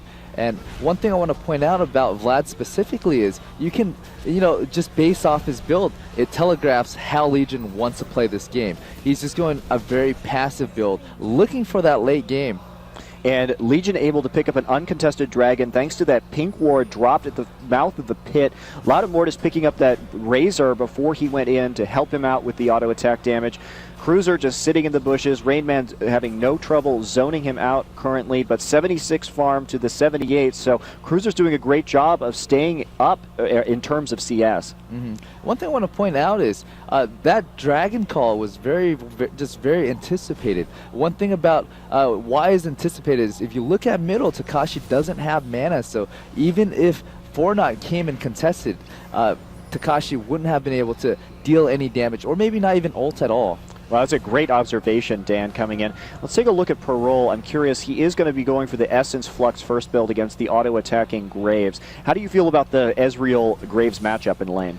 The Ezreal-Grave matchup, actually, you have the Taric Graves. If the Stun Shatter lands on anybody, they can go in for a microburst, back out, and if they take a little bit of damage, Taric can heal them up. So the way you play that type of dual composition is Taric Graves wants to do a small microburst, back out, burst again, and really just go in deep when there's a give potential. And now we actually see collateral damage coming off of Parole. There will be the Ignite ticking away on him. Legion now still pretty much at full strength. Requiem will go down. Demon Lull's pulled into turret, but it's not going to be enough, even with that True Shot Barrage. But there's a port going down. Takashi teleport again, trying to finish this. Dazzle taking him out. Double flash. Demon Lull trying to avoid the late waste. Will he be able to do it? He can't quite dodge out of the way. Takashi for the kill on Demon. Oh my god, had he been able to survive for one more second, he would have lived that. The Defile actually picked up the kill. Yeah, and the dodging, actually, the weaving got him that kill, so not much able to be done there from Legion. A really nice play by Takashi on Karthus. Like, the interesting thing is, Takashi actually, his Defile turned off immediately after Graves died because he had ran out of mana. And probably continuing his farming spree in middle lane, 111 to 122, so still a slight advantage for Probably. He's going to do some damage to this turret. And Takashi continuing to push. Now Parole and Locust returning to lane. Are they going to actually push this hard? No, Takashi's just going to go back. Locust will sit in the brush and try and zone out. Maybe catch somebody with a little bit of a bait there. Like, an interesting thing about that fight is, had Graves and Taric calculated the burst potential just a little bit better, they would have gotten the kill on easy. Graves could have gone in for 1 or 2 auto attacks before the Stun Shatter ultimate came off, and that would have taken easy from where he was at to 0, so there's no time for escaping. What that did open up for, though, is they knew that Takashi was in bot lane, so that's another blue steal by Legion. If they knew he's been bot lane, he has no mana, he's going and going to blue pill, he's going to have to go back, and they open it up. And now, wow, look at that burst coming off of the Taric Graves combo in that bot lane. Parole now being down back to nothing. Legion going to be unable to follow this up with all their skills on cooldown, but that will make it really difficult with no sustain coming out of Blitzcrank. The zoning will now occur from Taric. Nubish, you can see running in front of those creeps, trying to block those Mystic shots with that Shatter Aura. His extra armor going to be able to help him, not take damage effectively. There's an interesting strategy going on, okay? If you front load your damage with the Stun Shatter ult combo right off the bat, you're looking to force the enemy back to base and make them recall to farm. Well, looks like we might have a grab here. He's going to hit the minion instead, so there will be no visits to Hook City for Graves yet. And One Bad Brad will have to back off. There is a pink ward in that brush. Nubish looking to clear out the ward that's in there, but not having really an opportunity yet. Loudamortis looking for a lane gank. He's going to flash in, but Rainman will flash out. Sonic Wave going down. Hemo Plague, Dragon's Rage going to pick up that kill. Can Rainman survive enough? No. The Hemo Plague will pop and take him down. Oh, that was a really good gank. You know, they saw the kill potential there, and really, Rainman didn't have anything after that, so it was worth it for them to dive there.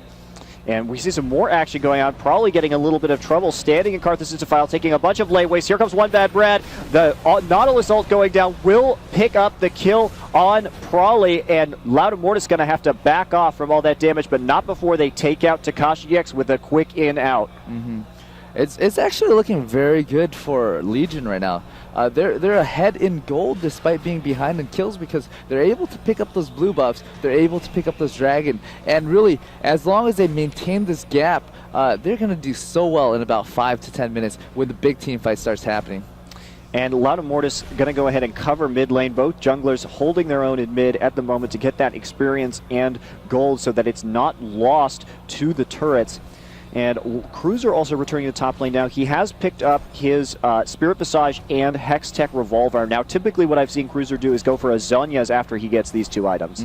If he goes for that Zhonya's, that means he's going to look for a teamfight utility. He's going to look to go in there, do a lot of damage, zone, take a lot of damage himself, pop that Hourglass, and just really troll all the bursts onto himself.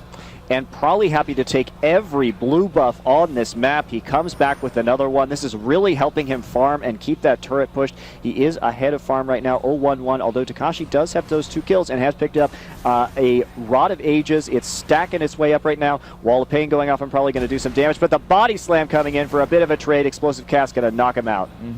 You know, as Gragas gets a little bit more items, that's going to be a lot more painful for Takashi. Well, it looks like they're going to be an aggressive play in bot lane from Fornot, but nothing there yet. We do see Takashi getting very low. One Bad Brad going to have to come in and prevent Prawley and Loudamortis from getting Takashi in that mid lane.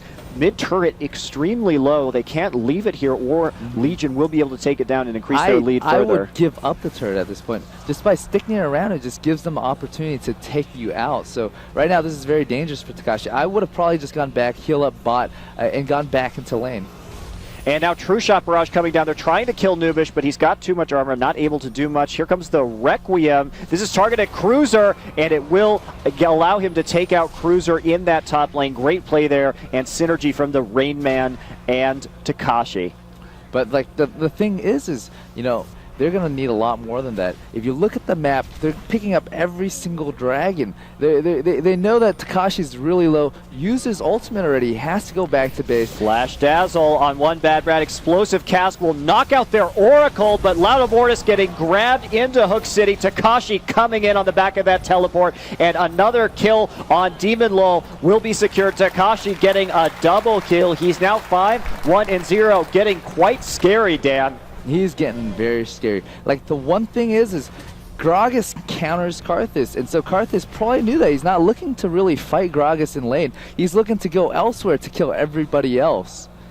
Now the push on this turret continues. Will Fornot be able to take this out? They look like they want to get some damage on Prawley, but he's going to just body slam straight out of the way, let him take it down, maybe roll in a barrel here. But here comes Locust, going to miss the grab on the body slam. Didn't predict that quite fast enough.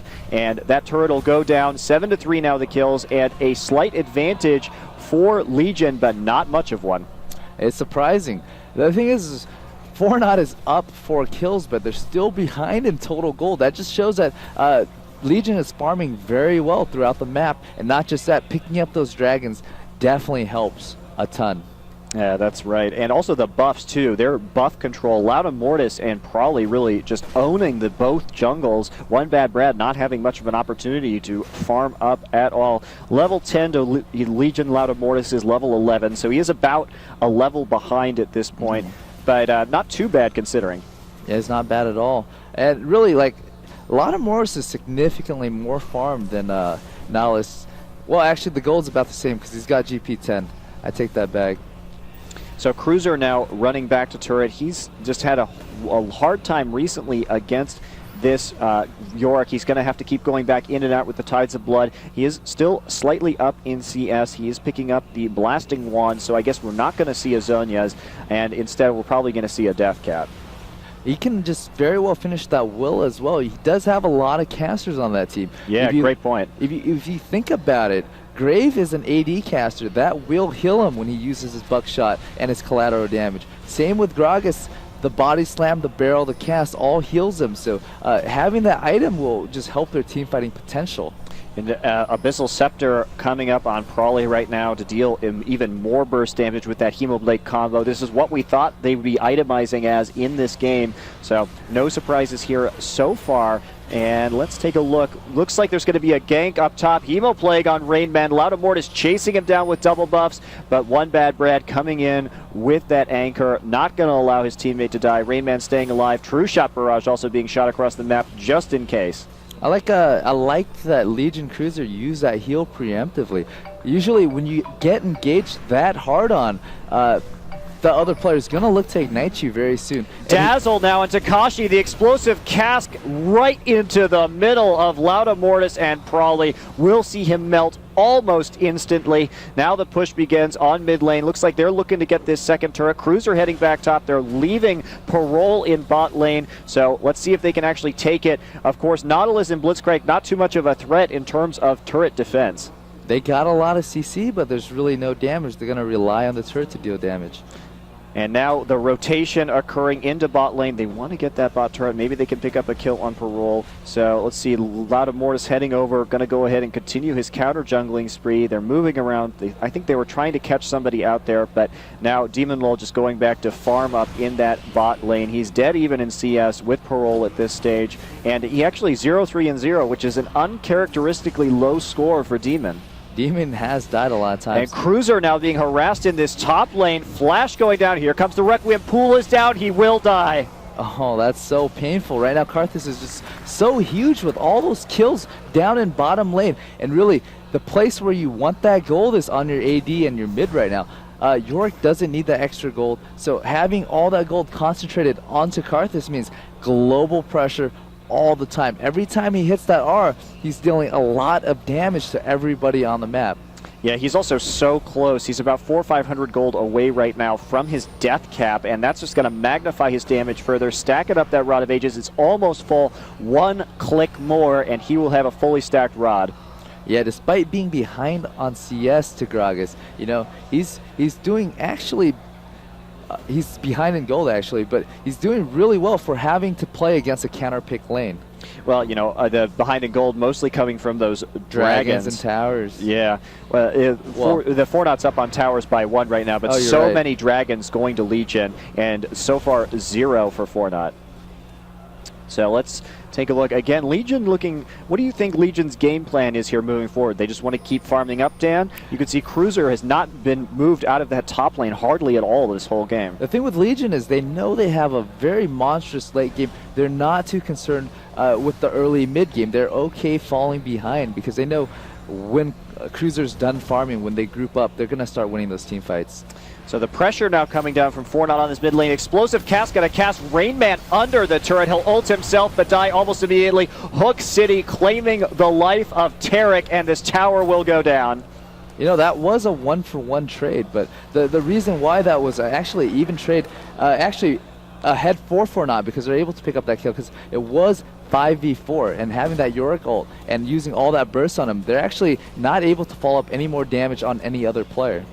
Yeah, and of course they're taking the turret as well. Will keep them in the contest in this game. A very even game, 9-5 kills, but only 300 gold difference, and Legion will increase that lead now that they get yet another free dragon. You know, Fortnite really looking a little bit confused, not taking any global objectives, not even controlling their own buffs very well or their own jungle very well this game. With the type of team comp that Fortnite has, they have the ability to absolutely dominate the early and mid game, which they're not doing. So as it gets closer to that 30-40 minute mark, they're going to taper off heavily, and you're going to start seeing this way in terms of Legion's favor. So they need to start making plays right now, or it's going to be too late. Yeah, Cruiser finally leaving top lane, looking for a little bit of a gank there, but Parole is just going Arcane Shift out before Cruiser can deal any burst damage. So that'll be no problem there. 36,000 to 34 now in favor of Legion. They are pulling ahead once more by a couple thousand gold on the back of those global objectives. But you're actually right. It looks like Cruiser is going for that death cap. Whenever you're still alone and farming, going for that death cap is okay. But the moment he starts grouping up, he's going to want to finish that will. Yeah, and I'm sure that'll be the game plan at some point or other. He still has that option, fortunately. Yeah. You know, he by going the needlessly large and blasting wand, he actually could go Woda if the game goes that way, and then finish it up with the Zonios. He could go the death cap. So he's giving himself a lot of room for itemization right now. Yeah, all those are components to his core build, so he can go either way. I'm probably going to go ahead and continue farming out. He does pick up the Deathfire Grasp, the burst from Legion, getting truly terrifying. I love their team comp with this Hemoplague. If they can pull it off, it'll be one hell of a combo coming out of Prawley. What Fornot wants to do is they want to start warding very deep into Legion's force, getting sight on them at all times. That way they can start pushing and using that Karthus ult and pushing simultaneously. So let's, I mean, Fornot are playing, both teams really playing relatively passively right now. What do you think about Lee Sin with this comp, as opposed to Skarner like we saw last game? The thing with Lee Sin is his job is, I think for the most part, he's just a big meat shield. He's a CC shield. His gank early game, his damage early game is just amazing, but he tapers off in terms of the damage department late game. And he has no real safety when he stays in the fight, so he has to go in and out. So when he's fighting Fornot, if he's up in front too long, he's going to die. But he's already doing his job by picking up those dragons all game long. So I think the Lee Sin pick probably a reaction. We did see him picked after Karthus, and of course, you know, the Dragon's Rage going to be able to get Karthus out. If we had seen Skarner, the pulling Karthus in isn't the most advantageous. Now some flashes going down in top lane as Explosive Cast go down. Hemoplague picking up the kill along with Barrel Roll. So that's the combo we're going to be seeing a lot of. Rain Man going down in top. I think the moment the 30-minute mark hits, you're going to start seeing Legion get really aggressive. Death Charge now, the double grab hitting Laudamortis, but he will be able to get back. Now he's dashing back in. Dragon's Rage on Parole, the Dazzle coming down, but he will get chunked by that Defile. Nubish and Demon Lol now running back. They will pick up Karthus. Probably now still in this fight, but Requiem will pick up a double kill on Gragas and on Graves. Now Cruiser running for his life, but Parole able to pick up the kill for the ace for 2 deaths of their own. Really well played there by Fornot. The thing with Lee Sin is, like I said, he can't stay in the middle for too long. He dies really quickly to all the CC and damage from Karthus and Ezreal at this point. So he's got to be careful. You need to get that kickoff, and you need to exit the battle, and then re-engage when your CDs are up. And you know, Legion still holding a sliver of a lead in spite of that ace. And what you were saying, Dan, last game about Legion being a little over-aggressive when they have a lead is really is very true. You know, I've been a Legion fan since before they were Legion, back when they were Reflex, and I've seen a lot of their play. And they have, you know, they've learned how to team fight into the late game better. But Laudamortis with that Flash Dragon's Rage was a little over-aggressive in that team fight. The thing with Legion is, they, as far as they know, they are actually behind. They don't really have the exact gold count. When you're in the game yourself, you don't have enough time to do all the calculations based on CS and Dragon. You know, they're looking at the map, they're down several kills, they're down in towers, so they think they're behind. They're trying to make plays, but that was just not a good play to make. They weren't in position for that. And the scary thing, too, is that all of the kills are on Karthus. Of course, the kills on Nautilus not going to be doing a whole lot for Fornot, but Karthus getting really terrifying, finishing his Death Cap, picking up another Blasting Wand, probably going to be turning that into a Void Staff, I should think, to be doing even more damage. But I'm just going to revisit the last team fight a little bit, because I had some more thought. With the Lee Sin kickback, right? Normally, under normal conditions, that would have been a gift onto Parole, and they would have lost the AD carry right off the bat. But if you noticed earlier, both Prawley and Vladimir popped both their ultimates to kill Yorick, and so they didn't have that double burst to take down that fight in middle. So just down those two ultimates, which are heavily damage dealer for Legion. That's why they lost that fight. Yeah, and Fornot continuing to push up right now. You could see an early GA, actually, onto Ezreal. He picked up Trinity Force straight into GA. What does that build mean for Ezreal? trying to stay alive in the team fights for as long as possible, clearly, but obviously concerned he's going to be taking a bit of damage. He knows he's going to be targeted at, especially by Tarek and by Gragas, and Lee Sin's going to want to get onto him. And really, as far as he knows, he's pretty far ahead, and he thinks he's content with the damage that he's dealing because he thinks the rest of his team can keep up. Unlike last time where he was just, his entire team was significantly behind, the only way coming back into it was to rush pure damage. So let's talk about the game as it stands right now. You keep on talking about Legion's strong late game. Do you think that this Karthus has gotten too fed for them to overcome, or you still think they got a shot? Definitely not. This is that 30-minute mark I'm talking about. Legion is actually going to be able to fight very well at this point, as long as they coordinate their fights well. I wouldn't say Lee Sin needs to go in there right away. I'd actually have Vlad engage. Vlad is more tanky than Lee Sin at this point.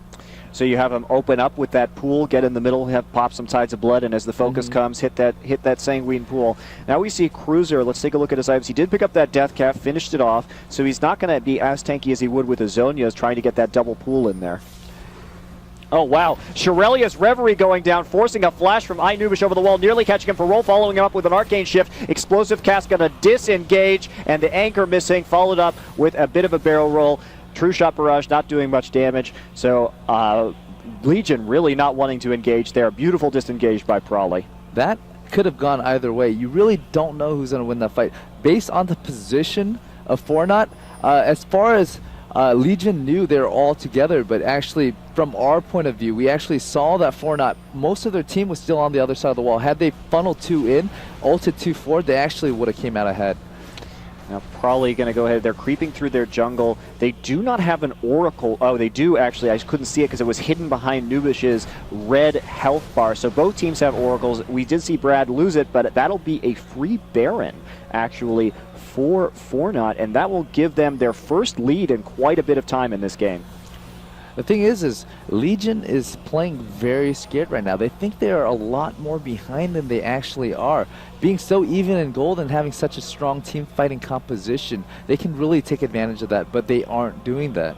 And they're not only not doing it, but they're losing more global objectives because they're playing scared. So this can, you can see that their mentality is actually affecting the outcome of the game right now. Like the thing is they lost that fight mid 4v4, and from that they think that Fortnite is just significantly stronger than them, but they didn't really understand that they were down 2 big ultimates.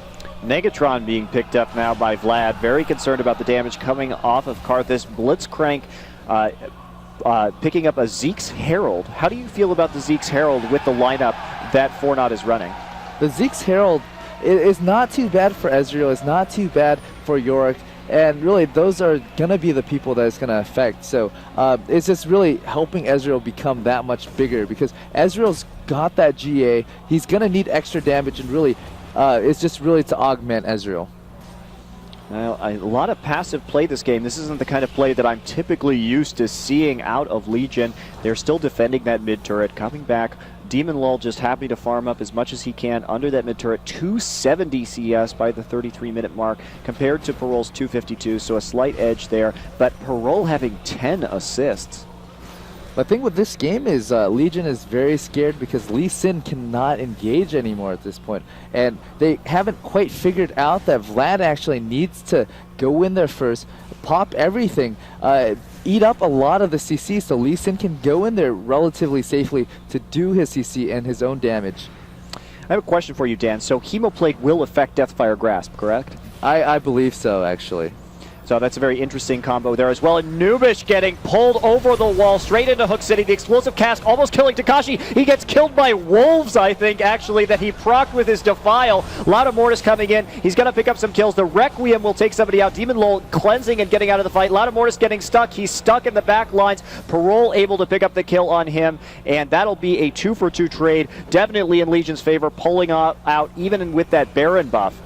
Is actually not bad at all, like you said. They had the Baron buff, they had the better positioning with hooking Tarek over, and they really broke even. That just shows how strong the team fight for Legion is now they just need to recognize that and start looking for those even team fights. And the split coming off there from Fornot, Rainman wasn't there. His ult is still up. You know, Karthus being chunked without Rainman being able to get in range with his ult was really devastating. Could have actually turned that team fight around, but a grab from Locust and the burst coming off of Parole will just kill him instantly. Probably coming back with the explosive cask, but not able to pick him up, knocking him a bit the wrong direction, not into Demon Low like I think he wanted. Oh man, poor Cruiser. He thought he was okay. He thought he had that pull that he's going to be able to get away, but the hook came, the silence came, and the knockup came, and really, I just couldn't react fast enough to dodge any of those abilities. Yeah, really well played there by Locust. He certainly running a scary Blitzcrank 2-0-11 this game, and let's see here, Legion now looking to pick up that blue buff, but Fornot looking to contest. They do have a ward over the wall. They could pull this Golem over, potentially a reset going on. Here comes the true shot, and they are angling, getting a vector, but there will be the burst coming out of Prawley. Will pick it up for Graves, actually. They just wanted to make sure that they couldn't get it on Fornot. Nubish now taking a little bit of a retreat. Ping's going down. Locust pulling Lauda Mortis over the wall. Another beautiful hook from that same location. Silence going down. The double hook. Look at that CC from Depth Charge. He can't even go to his ward that he dropped on the other side of those brushes. Man, that's just really painful for Legion right now. They have the potential to win team fights despite being behind about 6,000 gold. They just need to get one good team fight. So now one bad Brad getting a great shot. Here comes Hemo Plague. He's looking to run out. He does hit that Shirelia's and get out with the anchor. So, by the way, what happened in top lane? I was watching the fight, but I saw you were watching top lane when Takashi X managed to die at turret. They did get the turret down, but what was the play up there? I actually missed that one as well. I was watching the same screen as you. Unfortunate, guys. Sorry about that. A lot of action going down, but they did manage to kill that top turret, and now Fornot pulling ahead 6,000 gold in the lead. But Legion still definitely in this game. It is 36 minutes, so 6,000 gold, not a whole lot at this point, especially with the immense AoE damage coming out of Legion. You know, you're looking at the levels, and it's just all really going to hit 18 soon. The item's going to cap out. And when items cap out, you're looking for team plays, positioning, taking down towers, looking for teams to split, and looking for that advantageous team fight. If Legion can do that, if they can stop playing so scared, they're going to be able to make a turnaround. Let's take a look actually at the AP coming off of Karthus. He's already up at 543, looking to capitalize with the Zunya soon, getting extremely, extremely scary. And now that Rainman is probably going to be at his side at all times, that ult from the Rainman going to be even more brutal than it would be on another champion. Ping's going down for Fornot in River. Locust looking to clear out some wards, but there are no wards there. Nubish going to drop one over the wall into Baron Pit. Baron going to be coming up in just about a minute 20, so the Baron dance is going to be a big feature of this game. It might actually be the deciding factor. I'm actually surprised Lauda Mortis finishes his Frozen Mallet. The thing with Frozen Mallet is it's good when you're ahead and it's good when you're chasing down people, but in terms of going in there tanking damage, it's not going to do too much for him. He does get the health from the Giant's Belt component, but that's not going to do enough. He should have probably gotten some more MR and gotten some more health, and Aegis of the Legion would have been a more reasonable pick. Also, I think Fornot's team comp isn't one that's going to be running away. You know, they're pretty invested in the hooking in, so once they engage, I don't think they're going to be leaving with the double hook and the Karthus. Like the moment mid-game when he realized that, oh man, I'm dying really quickly, he should probably invest in less utility, less damage, and go for the tanky items, and maybe even get the Aegis to buff his team. Well, there is one on Tarek already, but having that double R on Tarek and Cruiser isn't too bad at all either. And you think a Warmogs would have been a better choice? I just called him Cruiser because it was Lee Sin. I just totally slipped. It's a pretty easy mistake to make when you're watching Legion, for sure. They are going to go after this inhibitor, so Legion going to have to make a stand here. Smokescreen coming down, trying to zone them out so they can't do damage. Look at that burst onto Takashi. They have used the ult from the Rainman, so that's going to be a little bit of a preemptive use. And actually, Baron is back up. Now that there's no ults from the Rainman, this is going to be a lot easier for Legion to contest. Yeah, that DFG came off in mid-flight. Rainman just expected Takashi to die. Had Prawley landed everything, he probably would have, but it could be also that Prawley was anticipating that ghost, and so he just could have just baited it. So here we see the Baron dance is beginning. The waiting for the Deathfire Grasp, of course, having less of a cooldown than the Rain Man's ultimate. It will finish substantially sooner. Legion going to push up this lane to deny vision, and then looks like they're going to head back and maybe start doing the Baron dance a little more. They do not have an Oracle, so it'll be very difficult for them, and instead they're just going to head over, rotate to Dragon, and try and take that. Right now what Legion's looking to do is they're just trying to get good map, ward, vision, and position. If they can just get one good team fight, it's late enough in the game where one team fight can have a 5,000 gold swing. That can mean maybe a 4 or 5 kill turnaround and say a Baron or a couple of towers. So just one good team fight at this point can turn the game around just very heavily, and there's a lot of potential for that. You can see Rainman heading back up to the top lane, probably taking a little bit of a break around Baron Pit, making sure that nothing was going to go down, that there wasn't going to be any kind of attempt on Baron. And as you were saying, actually, Rainman and Prawley doing a bit of a duel in top lane, and he's going to have to flash out in order to survive. But actually, what was that? Requiem was canceled? It looked like it was canceled. Let's see who canceled it. I actually think that Loudon Mortis kicked somebody into Karthus because his Dragon's Rage is down, and he's going to die. He can't get over the wall. He gets killed in mid-flight after safeguarding to his own ward. Oh, you're right. He actually flashed to Karthus to use the Dragon's Rage. So he did manage to keep his teammate alive, but I think probably would have lived anyway, and that's going to be a free Baron for Fornot, getting them even more in the lead in this game. That's definitely not the position Legion wants to be in. I mean, had they been a lot closer and more aggressive and just better teamfight coordination, this game could have been so much in their favor. They had all the chances in the world to make that happen. By the way, I wanted to point out, you were talking last game about, we were talking about the damage burst potential on Baron with Gragas, but one of the great things about this Blitzcrank in this team is that he's actually able to zone out Gragas with the ward so that he couldn't get close enough to do a full combo on Baron. Yeah, the moment Gragas gets too close, he can get them and just hook them over. So, and there's just a lot of displacement between Nautilus and Blitzcrank. So now the inhibitor down, the Baron picked up by Fornot. This game is starting to run away from Legion. What do you think they have to do to get back in this? Again, just one good combo from Cruiser and Prawley, or what else? Specifically at this point in the game, if I was Legion, I would just play it passive. Farm until the Baron runs out. And once Baron runs out, the team fighting potential gap is going to close heavily, and they can actually start making things happen at that point. Zunya's now picked up on Karthus, so he is approaching a terrifying full build. He's actually picked up some health pots too, pretty late in the game for those, but let's take a look. Also, Trinity Force being completed on Yorick. He's going to be doing a lot of damage and healing up with that Spirit Visage, and of course the Manamune already at its maximum damage, so Yorick's going to be putting out quite a bit, 312 damage on Yorick, and those Sheen procs are going to be brutal.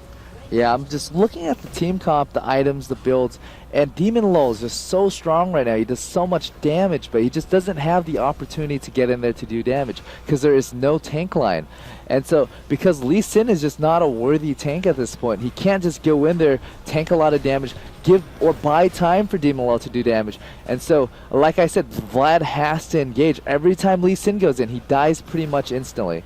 By the way, I wanted to point out that Probably has picked up a GA, so this game is going to turn into a GA off. You can see that Lee Sin picking up the Chain Vest and Null Magic, that's going to be a GA as well, almost certainly. So this might come down to who can revive more times. Of course, Karthus having a double revive with the Yorick ult and the passive. Locust almost getting a grab there, pulling a minion instead. The zoning from Smokescreen doing its work to keep this Fornot team off the bottom turret. Cruiser rotating to top to take out the super minion waves that are developing up there.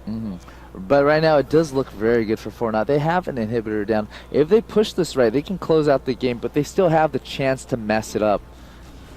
Yeah, and this siege continues. Very difficult to siege against this smoke screen, but they are getting a few pot shots and slowly taking it down. This tower now below half health, about 1/3 health, so they are doing just a little bit of damage over time. The Baron buff helping them to sustain. Parole taking a few tower shots. Doesn't matter as he can just go back and regen his health almost instantly while ticking just a few more damage points onto this turret. as long as Fortnite just pushes it slowly, goes through 1 or 2 more rotation before forcing a fight, they're going to be able to take this tower and inhib. There goes, the tower goes down, but Dazzle going in almost immediately. Defile killing Karthus. Rainman zoning out in the back. Loudamoris will drop. Cruiser still not in the middle of the fight with that Tides of Blood. Here comes the Hemo Plague hitting everybody, but 4 members of Fortnite still alive. New York ult on parole will save him. Rainman getting extremely low, but Prawley, Nubish, Cruiser still standing. Flash in from Cruiser, and Locust and Parole will run for their lives. An extremely good 3-for-2 trade for Legion there. You know, those are the fights that Legion need. You know, you look at these team fights, Fortnite actually had Baron there, and they're able to just come out ahead from there. So if, oh, actually they lost the top base tower, so it actually was a pretty even fight. I'd actually give that one to Fortnite in terms of map positioning, but you know, you see the team fight potential. If they get good team fights like that a couple more times, they can come back. So you know, you gotta see, or you want to see Legion be more proactive in starting the right types of team fight. You know, Locket now being picked up. Locket of the Iron Solari by Blitzcrank. So Locust going to pick up the shield. I'm actually kind of surprised, Dan, that they didn't pick that up before Zeke's against the AoE that's coming out of Legion. The Zeke's is actually because they thought they're winning, and they're going to be able to just keep on sieging and pushing. It gives them the sustain to keep on staying in lane and pushing over and over. And so that's probably the reason why they got the Zeke's. But at this point in the game, you know, they realize we are getting bursted by Gragas pretty heavily. People are getting one comboed, so having that Solari might save them. Probably heading back to middle lane, keeping up the farm. We have seen 400 CS on Gragas in this 45-minute game. Only 323 for Karthus, but of course Karthus being 10, 6, and 6, just doing work. He's picked up a second chain vest, so I guess we're going to see triple revive Karthus with GA. You know, at this late in the game, when all inhibs are up, if Legion can get an ace with 4 or 5 members up, they're going to be able to end the game with how much damage they have. So you see all these GA stacks building up. If they can win the next fight because of that with their inhibitor up, you know, they can still come back and win this. Parole's GA has been knocked down, but there are now 5 Guardian Angels in this game. 3 on Fortnite and 2 on Legion. So this is going to be a long, drawn-out, and bloody battle under Legion's turrets to end this game one way or the other. You can see Demon Lol continuing to farm in top lane. He has picked up that last Whisper and the Negatron, looking to get the double cleanse. Loudamoris getting caught out a bit in mid lane, but will just safeguard the creeps. No problem. One bad Brad not able to CC him in place long enough to get that kill. Loudamoris heading back. They are still just defending these turrets. Their inhibitor has come back up in top it's lane. It's going to be 6 GA as soon as Loudamoris gets back into lane. So this is going to be a very interesting fight. With 5 GAs in the battle, depending on where the focus is at, it can go one way or the other very easily. Don't forget Yorick, Dandin, and the Karthus passive as well. That is going to be so much resurrection, it might as well be a zombie film. It is. So Karthus now coming back into top lane. He's picked up the blue buff, but they're not looking to push their luck on this turret. Instead, they're going to go back for Baron, which will be spawning in about 20 seconds. Will Legion be able to actually contest this? Their inhibitor is up, so they won't be worried about losing their last Nexus turret, but Fortnite's going to be able to do this Baron so fast. Yeah, with the Karthus double Q, it drops us in just really, really quickly. So if Legion isn't on point right here, it's just going to be Fortnite getting Baron and just pushing all over again. And looks like Fortnite being a little sneaky. They have cleared out the wards. Are we seeing any kind of... Yeah, there is an Oracle on Nubish. He's checking some of these bushes, but there isn't a ward in that bush. They're looking for that Blitzcrank grab. Will he be able to get it? Do they want to grab Cruiser? I don't think they do. Making the choice not to grab Vladimir into them, probably a wise decision. They're still looking for a good grab there. Locust now rotating to the outside. They're going to kill this ward right here at the Wraith entrance and move into the brush, looking for more and more wards. Legion does have a ward in Baron Pit, so they are going to know that this has started. Locust a little late, so they're not going to be able to take it out as rapidly as they might have liked. Here comes Legion coming around the back of the Baron Pit. There is a split. Parole's on the other side, and they're going to have to back off. They actually went Cruiser in the front, and then Grog is just immediately behind it. They can combo that Hemo Plague cast combo. It's just going to be very deadly. So depending on the position of Legion right here, it's just, this team fight can get really, really crazy and or messy. So here we come again back to the Baron dance with both teams not really willing to do it. Baron doing a little bit of damage to Locust, and nobody really willing to commit here. It's just too dangerous at this late stage in the game. But the thing is if you look at the map, Fortnite has a huge position advantage. They're going to be able to force this Baron fight 4v5 in about a minute when the creep wave does rush into Legion's base. So they need to fight this or give it up.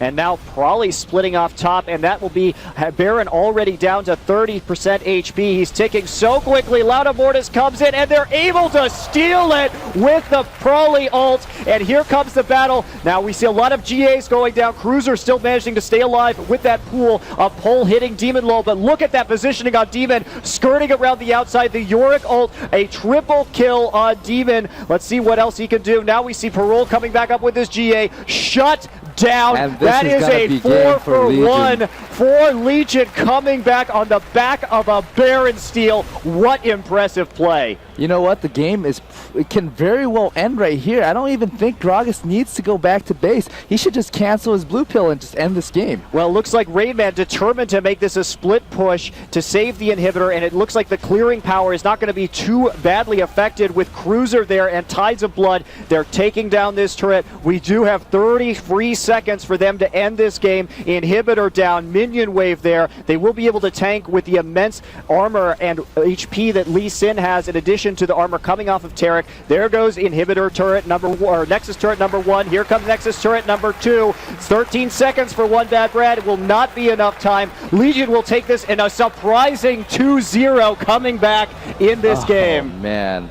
You know, they had that team fight potential all game long. They just need to find the right fight. And like I said last game, that Gragas ult is not you being a bad jungler and not being able to smite. That barrel and that ult just burst way more than Smite can handle. And what a beautiful Baron steal to end that game too. That was exactly the threat that we were talking about, and you mentioned in game 1 from Gragas. You saw it there. I'm not sure exactly if that was the steal, if there was a Smite in there. It was a little hard to tell. That was the ultimate from Gragas. It was the ultimate from Gragas. Guaranteed. Dan Din guarantees it. And so we see the end score here. Gragas actually coming out ahead of Karthus in gold. He did have more than 100 CS, 19,500 gold on Prawley in that game. That's huge. He's maxed out on items. Yeah, totally maxed out. That's one scary Gragas. And so Fortnite Takashi doing a wonderful job feeding that Karthus. You know, he did get big in that game. You can see the handshakes going around now between Legion and Fortnite, being good sports. Unfortunately, this means that Fortnite will not be going to the Season 2 North American Regionals next week at PAX. They have been knocked out, but it'll give Legion a chance to really secure their place in that same tournament. The chance of them going is this much more, and that's all you really need. I think it's a 3-way tie at 9th place and a 2-way tie at 7th or 6th. So yeah, it's gonna, you know, and guys, the story of this tournament is like these teams, these amazing games we're seeing. You know, it all comes down to who's going to be in the finals for North America, who has the chance to win this multi-million-dollar prize pool coming up in October. And you better believe these guys want it. You know, they want the salaries, and of course, they want part of the 40 grand that's coming here this weekend. Exactly. Very exciting times to be a League of Legends fan. We're going to head to a quick commercial, guys, and we'll be back with some NOS replays courtesy of Jat the man himself.